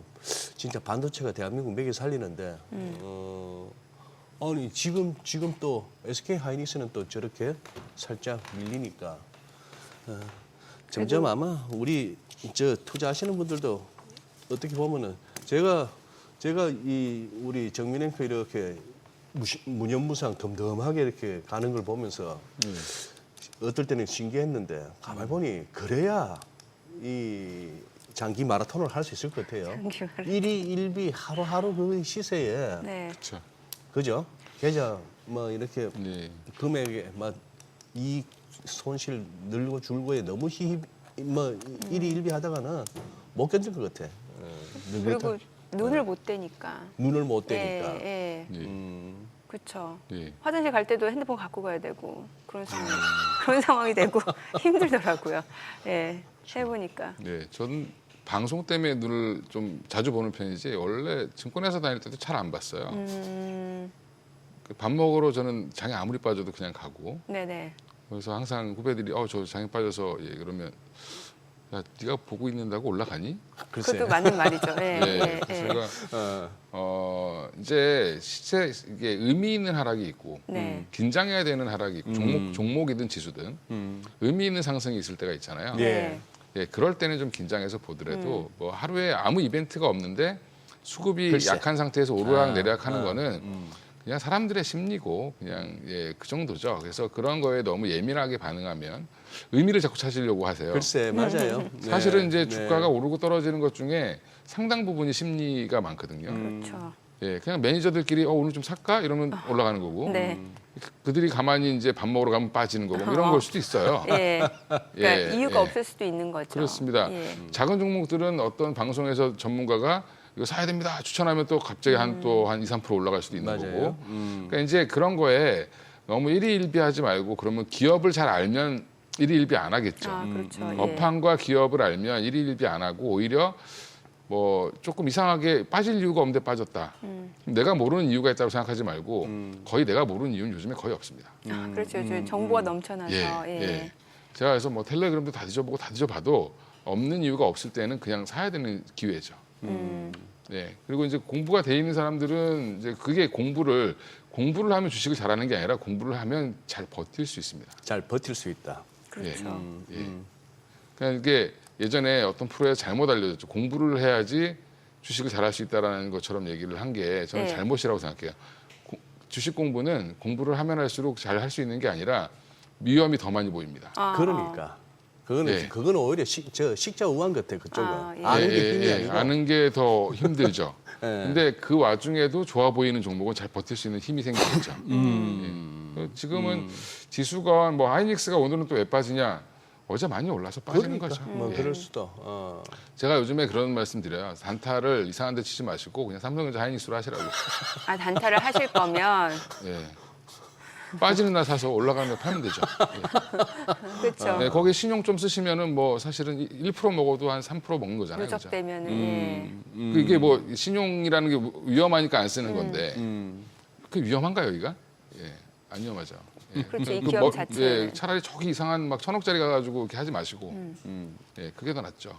근데 아까 참 재밌는 얘기를 하셨어요. 이렇게 의미 있는 상승, 의미 있는 하락 그렇게 말씀하셨는데 그걸 제가 다르게 표현할 것 같으면 왜 빠져도 좀 쎄한 날이 있죠. 그렇죠. 그렇죠. 시장이라는 게 늘 이렇게 덜컹덜컹거리면서 가니까 뭐 한 전일 대비 뭐 1% 안팎에 이런 거는 얼마든지 지수 차원에서 있을 수가 있는데 11월 들어서 조금 이제 뭐 한 5% 6% 빠지니까 고점 대비 막 죽겠다 소리 나오는데 근데 쎄하지는 않더라 말이죠.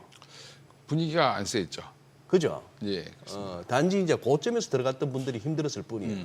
예. 누구나 이해할 수 있는 게 거의 4,000포인트, 4,200까지 쉬지 않고 가잖아요. 그러니까. 예. 근데 그 정도 조정 가지고 그럼 조정받았다고 얘기하면 예. 그러니까 이게 항상 뭐랑 똑같냐면 오늘 계좌 평가액을 내가 봤는데 뭐 2천만 원이었어요. 예. 근데 내 원금은 원래 1,000만 원인데 네. 그럼 1,000만 원 번 거잖아요. 번 거지. 네. 근데 1,800이 돼요. 그러면 200만 원 잃은 것 같습니다. 그게 사람 심리가 마음이죠. 그렇죠. 예. 근데 난 아직도 800을 따고 있어라고 수익을 내고 있어라고 생각하는 게 그 연습을 하셔야 돼요. 예, 그래야 끌고 갈 수 있습니다. 지금 팔아도 나는 800을 번 거야라는 이제 마음을 가져야 되는 거죠. 그러니까 이게 돈 사이즈가 커지면 더 심리 조절이 안 되겠죠. 그러니까 본인 사이즈를 계속 키우실 때 그 마음도 같이 키우셔야 됩니다. 근데 보면 이게 잘 못하시는 분들은 난 주식하면 안 되겠구나. 라고 생각하시고 주식을 접는 게 정신 건강에 좋을 수도 있죠. 예. 그래요. 멘탈과 심리를 잘 다스려야 되는데 앞서 저희 개장 전에 그 했던 얘기 중에 그 바이오 쪽, 예, 그 예. 얘기 좀 더 들어볼게요. 바이오는 여전히 네. 이제 내년에도 ADC 관련된 회사들이 좋을 거고요. ADC. 예, ADC, 뭐 DAC 뭐 이런 얘기 나오는데 ADC는 이제 항체에다가 페이로드를 붙인 거다. 이제 한마디로 이제 항체는 암세포를 찾아가는 레이더 역할을 하면 뒤에 이제 그 페이로드는 치료제잖아요. 독극물입니다. 한마디로. 그냥 네. 페이로드 말 자체가 그거를 잘 연결해서 적절하게 잘 찾아가서 표적 항암제 일종이죠. 근데 이제 이거를 옛날에 카티도 있고 여러 가지가 있었는데 사실은 이제 ADC로 다 이제 귀결되고 있어요. 그 가장 잘하는 회사가 다이치상교라는 회사인데 그걸 이제 우리나라에서는 리가켄 바이오라든지 최근에 상장한 뭐 에임드 바이오 이런 회사들이 다 ADC 회사들이에요. 네네. 비상장 때부터 유명했던 회사들입니다. 예. 이미 뭐 기술도 했고 거기에 약간 변형된 게 오름 테라피틱 같은 회사들이 있는데 거기는 이 페이로드 말고 단백질 분해제라는 걸 갖다 붙이는 거예요. 네. 항체에다가 그 단백질 모든 세포가 단백질이잖아요. 그렇죠. 그럼 가서 단백질 분해해 버립니다 그냥. 분해를 해버린다. 네, 근데 이게 진짜 잘 되면 ADC보다 훨씬 더 성능은 좋습니다. 그만큼 어려운 기술이니까 잘 될지 안 될지 모르죠. 지금은 기대뿐인 거고 네. 이제 이런 것들을 하시다 보면 이제 파생이 될 거예요. 비만 치료제는 어떤 회사를 중심으로 봐야 되나? 펩트론을 비만 치료제로 보시면 안 됩니다. 비만 치료제 관련돼서 기능을 좋게 해주는 거죠. 그러니까 이제 진짜 비만 치료제 하는 회사들은 몇 개 없고 네. 우리나라에서 한미약품, 뭐 D&D 파마텍 정도밖에 없고 나머지 뭐 일동제약도 하고 있죠. 네네. 지금 또 얘기 안 했다가 또 몰매 맞을 뻔했네요.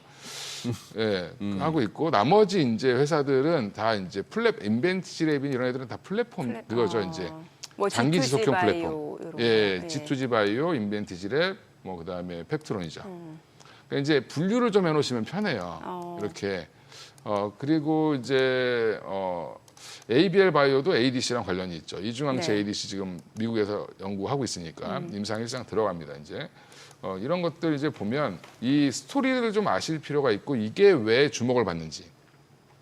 왜 JP 모건 헬스케어 그 회사 다닐 때 잘 몰랐는데 왜 네. 그걸 저렇게 강조를 하지? 네, 거기에서 1년 트렌드가 다 나옵니다. 1년 트렌드가. 네. 아, 작년에 JP 모건 헬스케어 트렌드도 ADC였고 비만 치료제였고 AI 치료제였습니다. 되짚어 보면은 그러네요. 예. 근데 결국엔 그런 종목들만 올라갔습니다. 그러니까 올해도 근데 그럼 화두가 뭘까? 네. 이거를 잘 보시면 답이 있습니다. 그 해 바이오 투자를 어떻게 해야 되는지. 그럼 그 카테고리 내에 안 들어가는 회사들은 예. 버려야죠. 굳이 거기까지 가서 내가 머리 싸매고 공부할 필요가 없다. 그래서 유행하는 쪽을 그러니까 이게 바이오도 유행을 타거든요. 네네. 유행을 잘 타는데 그리고 지금 비만 치료제는 또 뭘 보셔야 되냐면 화이자, 노보노디스크, 그다음에 일라이릴리. 일라이릴리, 노보노디스크의 2파전에서 지금 3파전으로 바뀌는 분위기예요. 그러면 무슨 얘기냐면 경쟁이 더 심화됐다. 그럼 난리 나겠죠. 뭔가 새로운 것만 있으면 다 잡아서 사들이려고 하고 있습니다. 지금 중국 회사들 거 자꾸 사죠. 화이자도. 예, 비상장 회사인데 뭐 엄청 비싸게 샀더라고요. 네. 그러니까 이제 이 정도로 여기는 각축전이 심하니까 근데 그런 투자 관점에서는 지금 접근하기 힘든 종목들이 많아요. 많이 올라서. 예. 예, 공부만 해놓으셨다가 또 살 기회를 주겠죠. 그래서 1월 달 아마 12월 연말쯤 되면 또 조정 나올 수도 있어요. 왜냐하면 12월 한 15일 넘어가면 이벤트가 거의 없습니다. 다 휴가 가잖아요. 그죠? 네네. 네, 그래서 그냥 그때는 1월에 대한 기대감으로 좀 움직이지 않을까 뭐 이렇게 생각하는데 제약바이오는 이제 하시려면 어떤 걸 생각하셔야 되냐면 내가 사고 한 20-30%도 빠질 수 있구나. 그 마음가짐으로. 그거를 견딜 수 있으셔야 됩니다. 예. 그때 더 살 수 있는 용기가 없으면 안 하시는 게 맞고 그게 싫으시면 하고는 싶은데 잘 모르겠어라고 하면 그냥 제가 요즘에 그 바이오 ETF 보니까 좋아요. 바이오 탑 10. 아, 구성 종목들이. 네, 구성 종목들이 괜찮습니다. 음. 예, 매니저들이 열심히 공부하는 것 같아요. 예, 예. 그래서 ETF를 사시는 게 더 편하실 수 있다. 뭐 그냥 보내드려도 되는 시간이지만 하나만 더. 예, 혹시나 우리 이건희 대표는 로봇주 지금 이제 예, 예. 처음으로 로봇주 한번 손대볼까 하시는 분들한테 주실 수 있는 뭐 어떤 팁이 있을까요? 손대지 마시라고 말씀드리고 있습니다. 그래요? 네. 트럼프가 정책적으로 키워보겠다고 한 산업이 로봇 산업이잖아요. 이미 다 반영했죠, 주가는. 그죠? 이미 예. 다 반영됐다고 보신다. 이제 왜냐하면 계산이 안 돼요, 지금 이쪽이. 계산이 안 된다. 제가 유일하게 섹터 중에 유일하게 버블로 큰 섹터 중에 요즘에 버블로 보고 있는 쪽이 로봇이고요. 특히 이제 가속기, 감속기, 액추에이터 예, 한다는 회사가 지금 10개가 넘어요. 예. 만도도 뛰어들었고요, 네. 모비스도 뛰어들었고요. 그러면 차라리 로봇주를 할 거면 현대차 그룹을 사시는 게 지금 그때 더 편하다. 맞아 그렇게 말씀 주셨어요. 차라리 현대차 사고 현대 오토웨버 사시는 게 더 편할 수도 있습니다. 뭐 예, 저기 뭐 HL 만도 주정 나오면 사시면 되죠. 그렇게 예, 보신다. 왜냐하면 이게 작은 종목들 뭐 물론 이제 대기업에 속해 있는 네. 레인보우 로보틱스나 두산 로보틱스는 언제든지 올라갈 수 있습니다. 좋아질 네, 수는 있는데 예. 숫자가 참 안 좋죠. 어. 예, 의료용 로봇보다도 못해요. 네네. 매출이. 예, 그래서 차라리 의료용 로봇, 고용 뭐 이런 종목들을 보시는 게 더 나을 수도 있고. 그러니까 로봇도 공부를 좀 하셔야 돼요. 왜냐하면 재무제표 안 보고 그냥 좋다고 하니까 막 사시는데 네네. 이게 매출이라도 좋아져야 될 거 아니에요. 예. 재무제표 보면 그 살 수 없는 종목들이에요, 죄다. 그렇습니다. 그러니까 예, 이제 그게 예, 예전에 레인보우 로보틱스가 2만 원, 5만 원 할 때의 분위기랑 다르죠. 지금 시총이 너무 올라왔어요. 글쎄. 네. 예, 9조가 넘는데 어허. 예, 현대 오토웨버가 8조예요. 그러면 현대 오토웨버가 더 낫지 않겠어요? 4조 이상의 매출이 나오는 회사인데. 네네. 예, 그렇습니다. 예. 아니면 아예 그 미국의 아사리 아사리 미국으로 가시든가 전문 용어 뭐, 나왔어, 아사리. 아니면 그냥 뭐 저는 보수적이신 분들이면 차라리 현대차를 사라 그냥. 예, 로봇 밸류 이제 반영되기 시작하죠. 네네. 근데 이제 로봇주 사시는 분들은 막 한 2배, 3배 가는 거 원하시고 그렇죠, 사시는 예. 건데 지금 사시면 안 된다. 예, 하셔도 되는데 단기 트레이딩은 되지만 예, 좀 끌고 가기에는 좀 많이 올랐습니다. 그 테슬라는 좀 다른 얘기겠죠. 테슬라도 전 개인적으로 좀 비싸다고 생각하는 사람이라 그래요. 이게 참 그래요. 기준에 따라서 또 관점이나 시각이 달라질 수 차라리 있으니까. 스페이스X가 낫겠죠. 예. 우주는 잘 모르니까 우리가. 예. 알겠습니다. 오늘 여기까지 듣겠습니다. 내용 잘 들었습니다. 고맙습니다. 예, 감사합니다.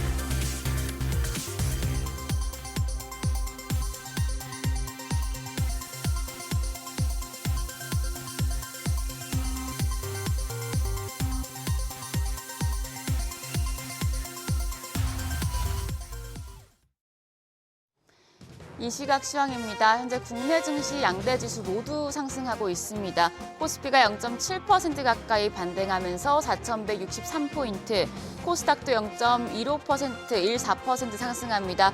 936선에서 움직임 전개되고 있습니다. 수급 상황 보시죠. 현재 유가증권 시장 외국인과 기관 쌍끌이 매수 우위 보여주고 있습니다. 특히 기관이 큰 폭의 사자 포지션 취하고 있는데요. 1,575억 원 순매수하고 있고요. 외국인은 63억 원 사자 포지션 취하고 있습니다. 개인만 홀로 1,489억 원 팔아냅니다. 코스닥 시장입니다. 코스닥 쪽에서는 메이저 수급 주체 양 매도가 나옵니다. 외국인이 913억 원 매도 우위 기록하고 있고 기관도 277억 원 순매도하고 있습니다. 여기서는 개인만 홀로 1,414억 원 매수 우위 기록 중입니다. 등락률 상하위 업종입니다. 현재 건강관리 기술과 증권, 전기 장비 업종이 상승률 상위권에 위치해 있습니다. 반면 건축 제품과 가정용품, 판매업체 쪽은 하락폭이 큰 것으로 집계됩니다. 그럼 시장을 주도하는 테마 종목별 시세 체크하시죠. 의료 AI 관련주가 정책 기대감 속에 상승합니다. 정부가 AI 기반 의료 혁신을 이끌기 위해 공공보건의료 데이터 인프라를 확충하고 의료 AI 스타트업과 중소기업의 의료 데이터 이용권 지원을 늘리기로 해서 주목받고 있습니다. JLK가 현재 17.3% 급등하며 거래가 5,100원이고요. 스피어도 15% 가까운 강세 보여주고 있습니다. 9,280원. 셀바스 헬스케어가 9% 넘게 올라갑니다. 6,130원대 거래되고 있고요. 코어라인 소프트도 12.2%, 11% 넘는 급등세로 4,200원. 파로스 아이바이오가 1.4% 강세 기록하고 있습니다. 비만 치료제 관련주 역시 주목받고 있습니다. 화이자가 약 3조 원 규모의 계약을 맺고 저분자 화합물 기반 비만약 파이프라인을 도입했습니다. 내년에 글로벌 시장에 먹는 비만약이 출시돼 시장 전환이 예상되는 가운데 자체 기술이 없는 화이자가 공격적으로 비만약 쇼핑에 나선 건데요. 여러 개발사가 차세대 비만약으로 저분자 화합물 등 다양한 개발 전략을 구사하고 있는 만큼 일동제약 등 저분자 먹는 비만약 기업의 가치도 높아지고 있습니다. 일동제약 현재 12% 넘게 상승합니다. 거래가 36,450원이고요. 큐라티스가 9.5% 강세로 1,443원, 대웅제약이 5% 넘게 상승 중입니다. 거래가 19만 7천원으로 집계되고 있습니다. 인벤티지 랩이 7.3%, 나이백이 4.2% 강세 기록 중입니다. 우주항공 산업 관련주 역시 오늘도 흐름이 괜찮습니다. 일론 머스크 테슬라 최고 경영자가 이끄는 우주기업 스페이스X가 역대 최대 규모의 기업 공개 IPO를 계획하고 있다는 소식에 국내 증시에서도 관련주들이 주목받고 있는데요. 스피어가 14% 넘는 강세 유지하고 있고요. HVM이 3.2% 오름세로 27,450원, 켄코아 에어로스페이스가 3.2% 강세입니다. 거래가 1,170원이고요. 비츠론 엑스텍이 5% 가까이 상승합니다. 9,510원. 덕산 하이메탈도 1.75% 오름세 기록하고 있습니다.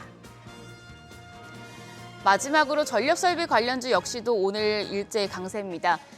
특히 일진전기 증권가에서 긍정적인 보고서가 나왔습니다. 신한투자증권이 일진전기에 대해서 변압기 부문의 고마진 프로젝트와 전선 부문의 초고압 전선 확대로 3분기 실적이 성장했다고 평가를 했는데요. 일진전기가 9.3% 상승하며 59,800원대 거래되고 있고요. 재룡전기가 4.4% 오름세로 36,450원, 효성중공업도 5.1% 뛰고 있습니다. 또 가온전선이 3.4%, 산일전기가 3.4% 강세 유지 중입니다. 오늘 국내 증시 양대 지수 모두 오름세를 보이고 있습니다. 그럼 오늘장에서 어떤 종목 주목해 봐야 될지 또 시장 특징적인 부분 체크해 보도록 하겠습니다. 전화 연결해 보도록 하겠습니다. 지금 이동우 SBS 비즈 5스타 전문가 연결돼 있습니다. 안녕하세요. 네, 안녕하세요. 네, AI 열풍이 로봇까지 확산되면서 관련주가 들썩이고 있습니다. 앞으로 로봇주가 새로운 주도 섹터로 부상할 것이라는 분석들 나오고 있는데요. 앞으로의 흐름 어떻게 보시나요? 네, AI의 최종 목표가 될 로봇 시장이 내년부터 폭발적인 성장이 예고가 되었는데요. 미국, 중국, 일본이 시장 선점, 경쟁을 본격화할 것으로 예상했고 미국과 한국은 AI 다음으로 로봇 산업을 정부 육성 정책으로 손꼽았습니다. 트렌드포스는 26년 전 세계 휴머노이드 시장 로봇 출하량이 5만 대를 넘어서면서 전년 대비 700% 이상 성장 전망을 내놓았고 골드만삭스도 휴머노이드 로봇 시장이 2035년까지 380억 달러, 우리 돈으로 약 55조 원 규모의 성장을 좀 기록할 것으로 예상했고 모건 스탠리도 2050년까지 연간 수익이 5조 달러, 하나로 7,350조 원에 이를 것으로 예측했습니다. 미국은 산업 현장 생산성 향상이 집중되며 테슬라와 보스턴 다이내믹스, 애질리티 로보틱스가 스마트 제조, 물류, 산업 현장을 주로 활용하겠다는 계획을 세웠고요. 중국은 대량 생산 체계 구축을 위해서 유비테크, 프리에, 유니트리 등의 대표 기업이 사업을 좀 본격화하고 있습니다. 또한 일본은 핵심 부품 기술 개발에 집중하면서 하모닉 드라이브와 가와사키 등이 시장을 주도할 것으로 예상했습니다. 이런 가운데 현대차가 내년부터 2030년까지 125조 원 규모로 투자를 해서 로봇 제조 사업에 본격 진출을 선언했고요. 로보틱스 활용으로 자동차 조립 작업의 40%를 자동화해서 생산 비용은 30%, 제조 기간은 40%를 줄일 수 있게 만들 계획을 세웠습니다. 현대차가 인수한 보스턴 다이너믹스의 휴머노이드 로봇 2세대 아틀라스를 내년 1월 CES 2026에서 공개할 예정이기 때문에 당분간 로봇 관련주의 주된 관심은 이어가야 될 것으로 생각됩니다. 네, 호재가 많은 섹터인데 로봇 관련주 중에서 눈여겨볼 만한 종목 어떤 게 있을까요? 네, 현대모비스와 시메스에 주목을 하고 있는데요. 현대모비스는 현대차 그룹의 국내 최대 자동차 부품 업체로 현대차 로봇의 액추에이터 설계와 감속기 AS를 맡고 있고 로봇 부품 내재화의 중심축을 담당하고 있습니다. 로봇 액추에이터 시장은 제어 시스템보다 100배 이상 성장 가능한 시점이고 자동차 부품보다도 훨씬 고부가 사업을 맡게 되면서 현대차 그룹 저평가 국면 해소와 함께 추가 상승이 용이합니다. 기술적으로는 이번 주 최고가를 돌파를 하면서 21년 최고가 돌파를 앞두고 오랜 기간의 박스권 상단 매물 소화를 하면서 지지력 테스트를 하고 있는 구간으로 접근은 시가부터 해서 33만 5천 원까지 가능하고 1차 목표가는 41만 원, 2차 목표가는 48만 원, 손절가는 32만 원을 제시해 드리도록 하고요. 시메스는 국내에선 독보적인 3차원 비전 기술, AI 산업용 로봇 제어 기술을 기반으로 AI 로보틱스 전문 기업입니다. 로봇의 눈과 뇌의 역할을 하는 부분을 담당하는 게 핵심이고 SK텔레콤이 109억 원 지분 투자로 2대 주주로 올라와 있고 쿠팡이 지난해에 34억 원을 투자해서 지분 1%를 확보한 상황입니다. 작년에 12월 현대 계열사 현대무벡스에 납품을 시작했고 올해는 2월과 7월에 쿠팡의 물류 자동화 솔루션 설치 계약을 따내면서 본격화된 실적도 예고했습니다. 기술적으로는 11월 말 재차 반등을 시작으로 전고점인 38,500원 부근을 돌파하기 직전 거래량이 점진적으로 증가하는 시기이기 때문에 접근은 시가부터 해서 33,500원, 손절가는 31,500원, 1차 목표가는 39,000원, 2차 목표가는 45,000원을 제시해드리도록 하겠습니다. 네, 오늘 말씀 고맙습니다. 지금까지 업종과 대응 전략 알아봤습니다.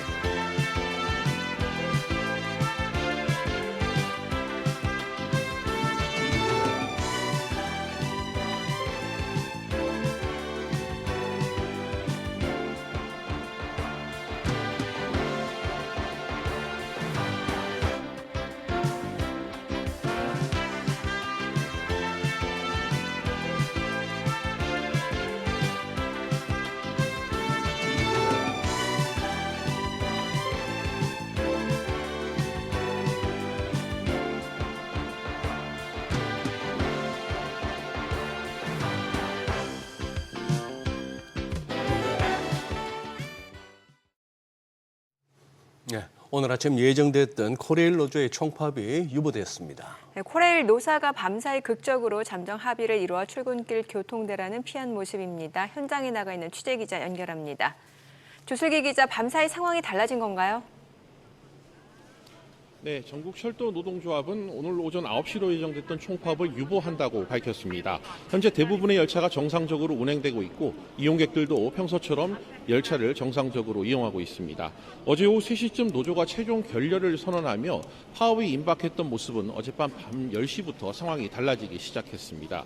사측이 교섭 재개를 요청했고 양측은 2시간가량 협상을 이어가며 잠정 합의에 도달한 겁니다. 노조 측은 성과급 정상화 등 핵심 쟁점에서 잠정 합의를 이룬 상태고요. 국민 불편을 최소화하기 위해 파업을 오늘 진행하지 않기로 했다고 설명했습니다. 코레일도 파업 유보 결정에 따라 오늘 모든 열차를 정상적으로 운행한다고 전했습니다. 다만 협상이 최종 타결된 것은 아니어서 향후 논의가 어떻게 정리될지는 좀 더 지켜봐야 할 것 같습니다.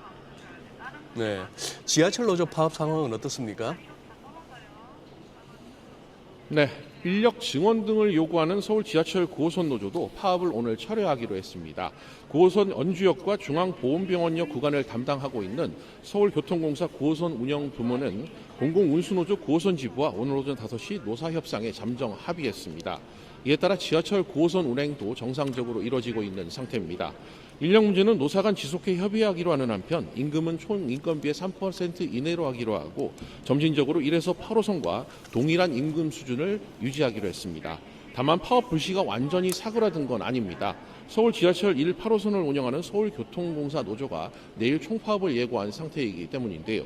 노사는 오늘 오후 최종 본교섭에 들어가며 협상 결과에 따라 내일 출퇴근 혼잡이 빚어질 가능성도 제기됩니다. 지금까지 서울역에서 SBS 비즈 조슬기입니다. 연준이 12월 금리를 인하했지만 향후 통화정책 경로를 둘러싼 불확실성은 여전히 남아 있습니다. 한미 간의 금리차 축소, 또 일본의 금리 인상 분위기 속에서 금융시장 또 어떤 영향을 받게 될지 자세히 짚어보겠습니다. 네, 도움 말씀 주시기 위해서 KBWM 이코노미스트 유신익 박사 나와 계십니다. 어서 오세요. 오랜만입니다, 유 박사님. 오랜만에 예, 뵙겠습니다. 그래요. 자, 저희가 연애 때보다는 앞서 정시타임에서 연준 관련한 FOMC 관련한 부분은 조금 이제 짧게 살핀 것은 어차피 하모니 유 박사님 나오시면 캐물어 보려고 했는데 대체로 이제 시장 예상에는 부합한다. 소위 말하는 그 자산 지중 관리를 위해서 자산 매입한다는 것도 어느 정도 좀 알려졌고, 근데 시장 반응도 고만고만하고 전반적으로 평가를 어떻게 하세요, 이건? 조금 소문난 잔치 좀 나오는 음식은 좀 밋밋했다 할까? 우리 네. 3, 40대에 네. 재산을 많이 모으지 못하고 부채가 많은 젊은 계층들은 3, 40대 네, 보통 이런 얘기를 해요. 어떻게 해요? 내 인생 끝났어. 내 인생- 언제 집 사보나. 나는 이제 다음 생에는 부자 아들로 태어날 거야. 예. 내 인생 끝났어. 이렇게 예. 단정을 지어요. 예, 예. 근데 어르신들 있잖아요. 예. 60, 70대 정말 막 여러 가지 경험을 하신 분들 계시잖아요. 예. 이런 분들은 항상 똑같이 말씀하시는 뭐라고요? 게 있어요. 야, 지금도 안 늦었어. 인생 어떻게 될지 몰라. 살아보니까 망할 것 같았는데 다시 살아나고 되게 잘 될 줄 알았는데 망하기도 하고 이거 인생이란 거는 앞을 모른다. 항상 최선을 다해라. 제가 이 말씀을 왜 드리냐면 네. 단기적인 시각으로는 지금 금리 인하할 수 있는 거 다 했어요, 사실. 내년도에 한 해밖에 없어요. 그리고 T빌 매입을 한다고 해가지고 이제 드디어 국제시장에 좀 뛰어드는구나 이러면서 마음의 안도감도 있어요. 하지만 이번에 3명이나 반대를 했단 말이에요. 예. 그럼 그림이 내년도 그림이 아무리 이거 캐비넷이 와가지고 이사들을 FOMC 위원들을 설득한다고 해도 이거 쉽지 않겠는걸? 이런 생각을 단기적으로는 할 수 있어요. 네. 뭔가 좀 짧은 시각으로 보거나 단기를 보는 이제 아까 비유했던 젊은 층의 입장에서 보면 이거 금리 통화정책 별거 없겠네. 근데 이제 70대, 80대 노인분들의 시각으로 보면 이거 앞으로 어떻게 될지를 모르겠어요. 그 어떻게 될지 모르는 중에서 어떤 경로가 툭툭 떠오르냐면 첫 번째, QE가 다시 재개가 될 수도 있겠구나. QE가 그러니까 지금 먼 미래를 생각해 보면 금리는 사실은 많이 떨어뜨리지 못할 것 같은 거는 일단 숫자상으로는 그래 보여요. 근데 네. 중요한 거는 QE, 국채 시장이 불안하던 걸 파월도 인정을 했거든요. 예. 그러면은 이번에 T빌 400억 불을 한다고 했는데 지금 그 스탠딩 레포 시장의 매입 한도를 갖다가 철폐한다라고 했어요. 이거 되게 강력한 얘기입니다. 예. 그동안 한도를 뒀어요. 왜? 금리를 내리면서도 유동성이 과하게 공급되는 걸 막기 위해서 레포 시장, 단기 자금 조작 시장에서 공급하는 돈을 한가 리밋을 걸어놨었어요. 연준에서 많이 주고 싶어도 그 제한 때문에 더 줄 수도 없었다. 그렇죠. 그거는 이제 파월을 중심으로 해서 패드가 결정을 했었던 거죠. 근데 그 정책을 없앴어요. 없앴다. 그러면 단기 자금으로도 공급을 막 할 거고 T빌 단기물이죠. 이것도 예. 역시 단기물 중심으로 공급을 할 거고 그러면 이게 나중에 시간이 지나가면 장기물도 매입을 할 수 있겠구나. 그러면은 저는 항상 작년도에 주장을 했던 게 올해죠. 올해 연말에 주장했던 게 이게 패드 금리 인하와 동시에 금리 인하도 중요하지만 시장이 금리가 빠르게 안 떨어지는 거는 국채 시장의 발행, 부담, 적자 이것 때문에 잘 안 떨어진다. 그러니까. 이걸 떨어뜨리면 QE를 다시 해야 되는데 내년도 6월쯤 QE를 할 것 같다라고 했는데 예. 이번에 단기적 QE 시그널을 줬어요. 네. 그러면 이건 긴 시각으로 이거 미국채 다시 살려고 하는구나. 그러면 유동성에 대한 상황들은 확실하게 호전된다는 거를 반드시 좀 먼 시각에서는 주목을 하셔야 될 것 같고. 참고로 제가 이번에 이제 FOMC 보면서 느꼈던 건 2가지입니다. 네. 파월은 우리 카멜레온이다. 카멜레온? 네. 같은 얘기를 가지고서 톤을 이렇게 확 바꾸는. 퇴임하기 이제 얼마 안 남은 시점에서 네. 그렇게 공격하던 트럼프의 정책을 공격하던 입장이 이렇게 바뀌느냐. 두 번째, 트럼프가 세긴 세구나. 트럼프가 세긴 네. 세구나. 이번에 파월 의장이 기자회견에서 얘기했던 것 중에서 되게 재밌는 얘기가 있어요. 뭐냐면은 지금 고용 목표랑 인플레이션 목표 사이에서 긴장을 헤쳐나갈 때는 이 헤쳐나가는 과정에서는 위험이 없는 경로는 없다. 그러니까 위험이 존재한다. 예, 이렇게 얘기. 예. 그러니까 이런 얘기를 왜 할까요? 그전에는 금리 인하를 연속적으로 하거나 좀 과다하게 하면은 이게 물가 불안이나 또 다른 쇼크로 올 수 있기 때문에 이걸 경계한다라고 표현을 했어요. 예, 예. 근데 이번엔 자기가 금리 인하를 천명을 하고 발표를 하면서 뭐라고 얘기하냐면 이 목표가 애매한 상황에서 어쨌든 적극적으로 무언가를 헤쳐나갈 때는 위험은 존재한다. 즉 위험을 감수하고도 나는 금리를 내리겠다 이 얘기인 거예요. 그러니까 그전에는 위험이 있기 때문에 안 한다고 그랬어요. 근데 이번에는 위험을 감수하고도 내린다고 그랬어요. 예. 카멜론이죠. 그래요. 지금 화면에도 나오는데 인플레이션은 아직 너무 높아서 내려와야 되고 고용시장은 약화돼 위험하다. 그래서 이게 연준 내부에서 의견이 엇갈린 거잖아요. 네, 그렇죠. 어느 쪽 리스크를 더 크게 보느냐. 네. 예, 여기에 대해서는 향후 어떤 쪽을 더 보실 거라고 예상하십니까? 그러니까 지금 상황은 사실은 판단과 선택의 문제지 이미 경제 상황은 사실 금리를 내려야 된다는 명분, 유지해야 된다는 명분 다 존재를 해요. 다 사실. 양쪽 다. 제일 중요한 거는 점도표에서 네. 내년도 성장률 전망치를 과거에는 1% 후반대로 보다가 2.3으로 높였어요. 그렇죠. 근데 올해도 연말 연율 기준으로 보면 2%는 넘을 것 같아요. 그럼 경제는 어쨌든 호황 상태를 유지하고 있다는 겁니다. 근데 다만 물가에 대한 부분하고 이제 고용에 대한 부분인데 물가가 이번에 카멜레온 파월이라고 제가 표현한 것 중에 물가가 그전에는 관세의 불확실성이 어떠한 경로로 영향을 미치는지 모른다라고 했다가 이번엔 뭐라고 얘기를 하냐면 1분기에 더 이상 추가 관세가 없으면 정점을 찍고 물가는 꺾일 겁니다. 일시적입니다라고 표현을 했어요. 네네.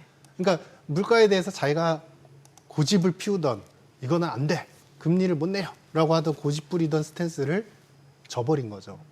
제 추측에는 자기가 끝까지 고집 피워봤자 다음 의장이 와서 그 발언과 코멘트들, 전 의장, 파월 의장의 발언과 코멘트들의 스테이트먼트는 다 잘못됐습니다. 우린 이렇게 봅니다라고 해서 뒤집힐 게 뻔하기 때문에 네.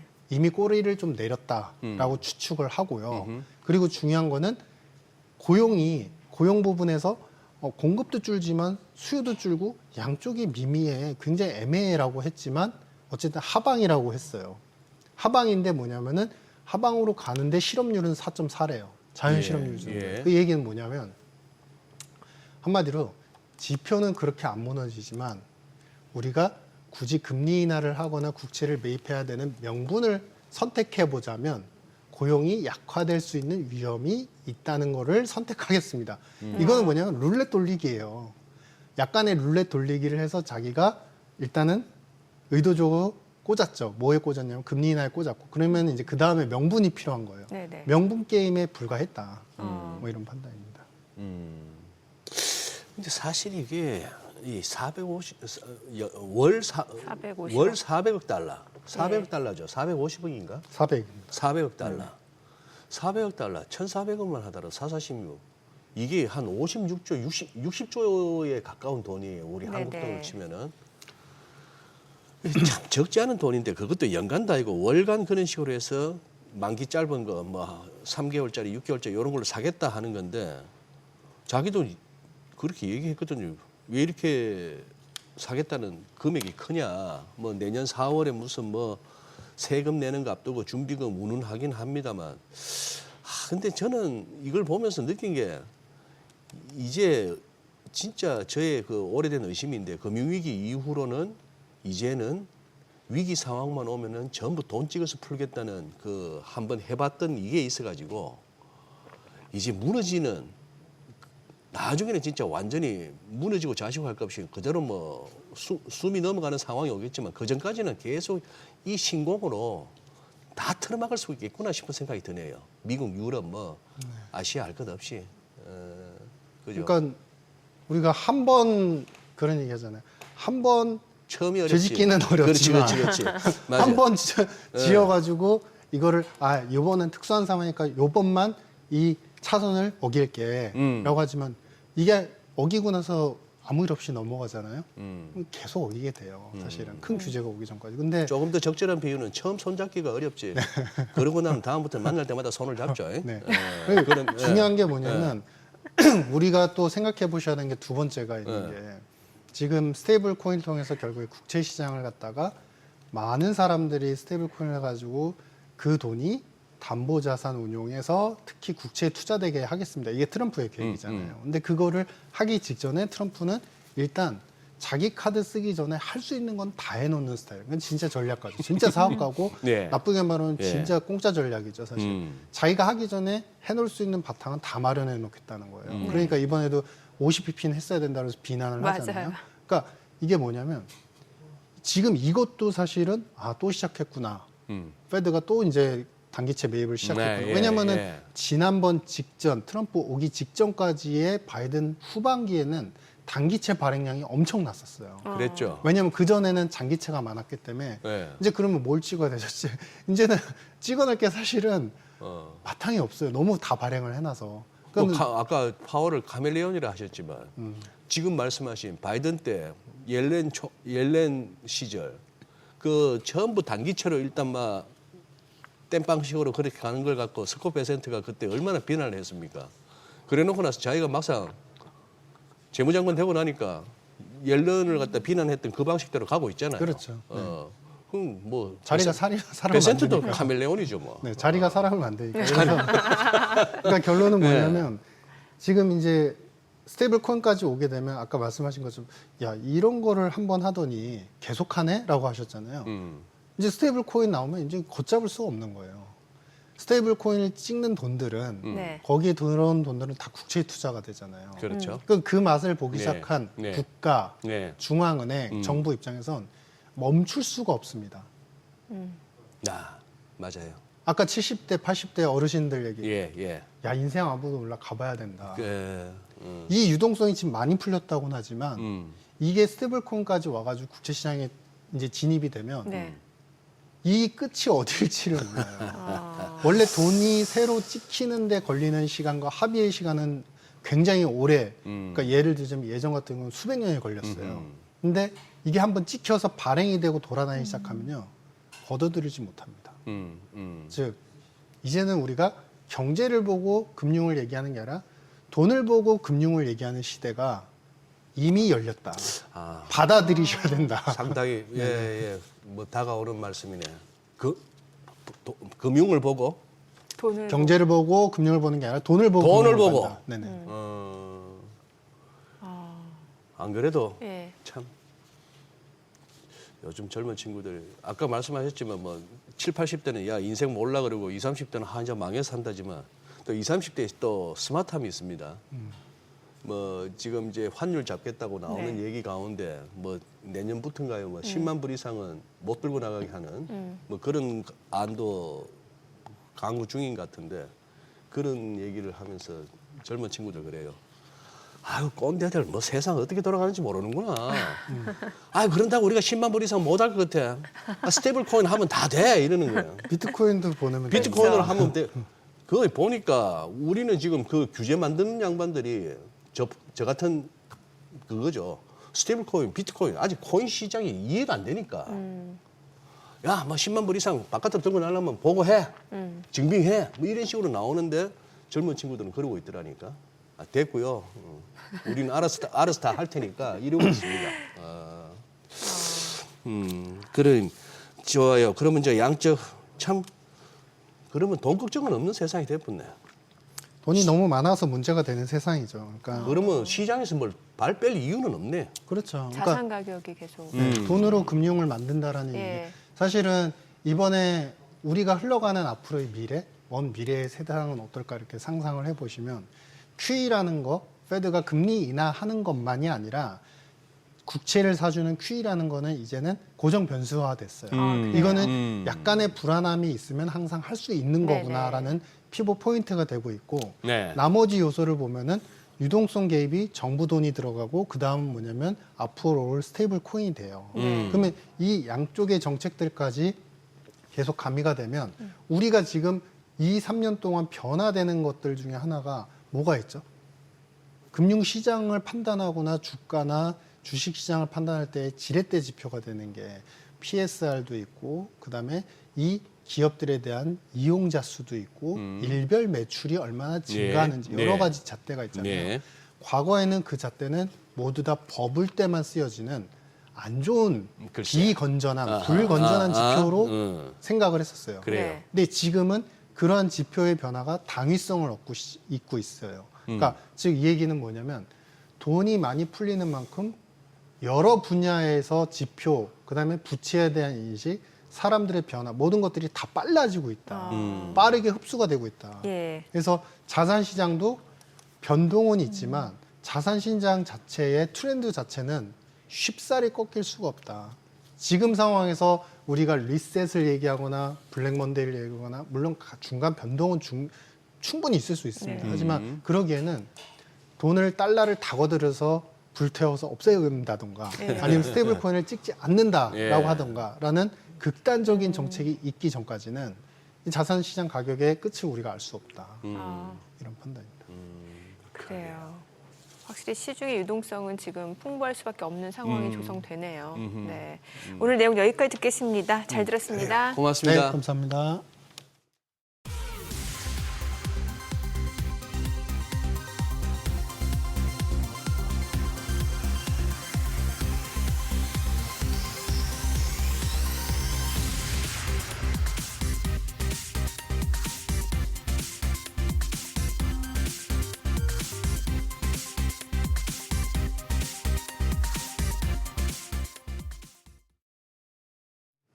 오늘 양시장 상승 흐름 이어지고 있는 가운데 개인 투자자는 코스닥에서 좀 순매수를 보여주고 있는 상황이고 유가증권 시장에서는 개인은 매도 우위입니다. 예. 뭐 환율이 한 4원 안팎으로 밀리고 있는데 네. 이제 미국하고 우리하고 기준금리 차이가 한 100bp, 한 125bp 수준으로 좁혀는 졌는데 이게 의미 있는 그게 될지 아까 유신익 박사한테 한번 물어보고 싶었는데 시간이 아쉽네요. 네. 그래요.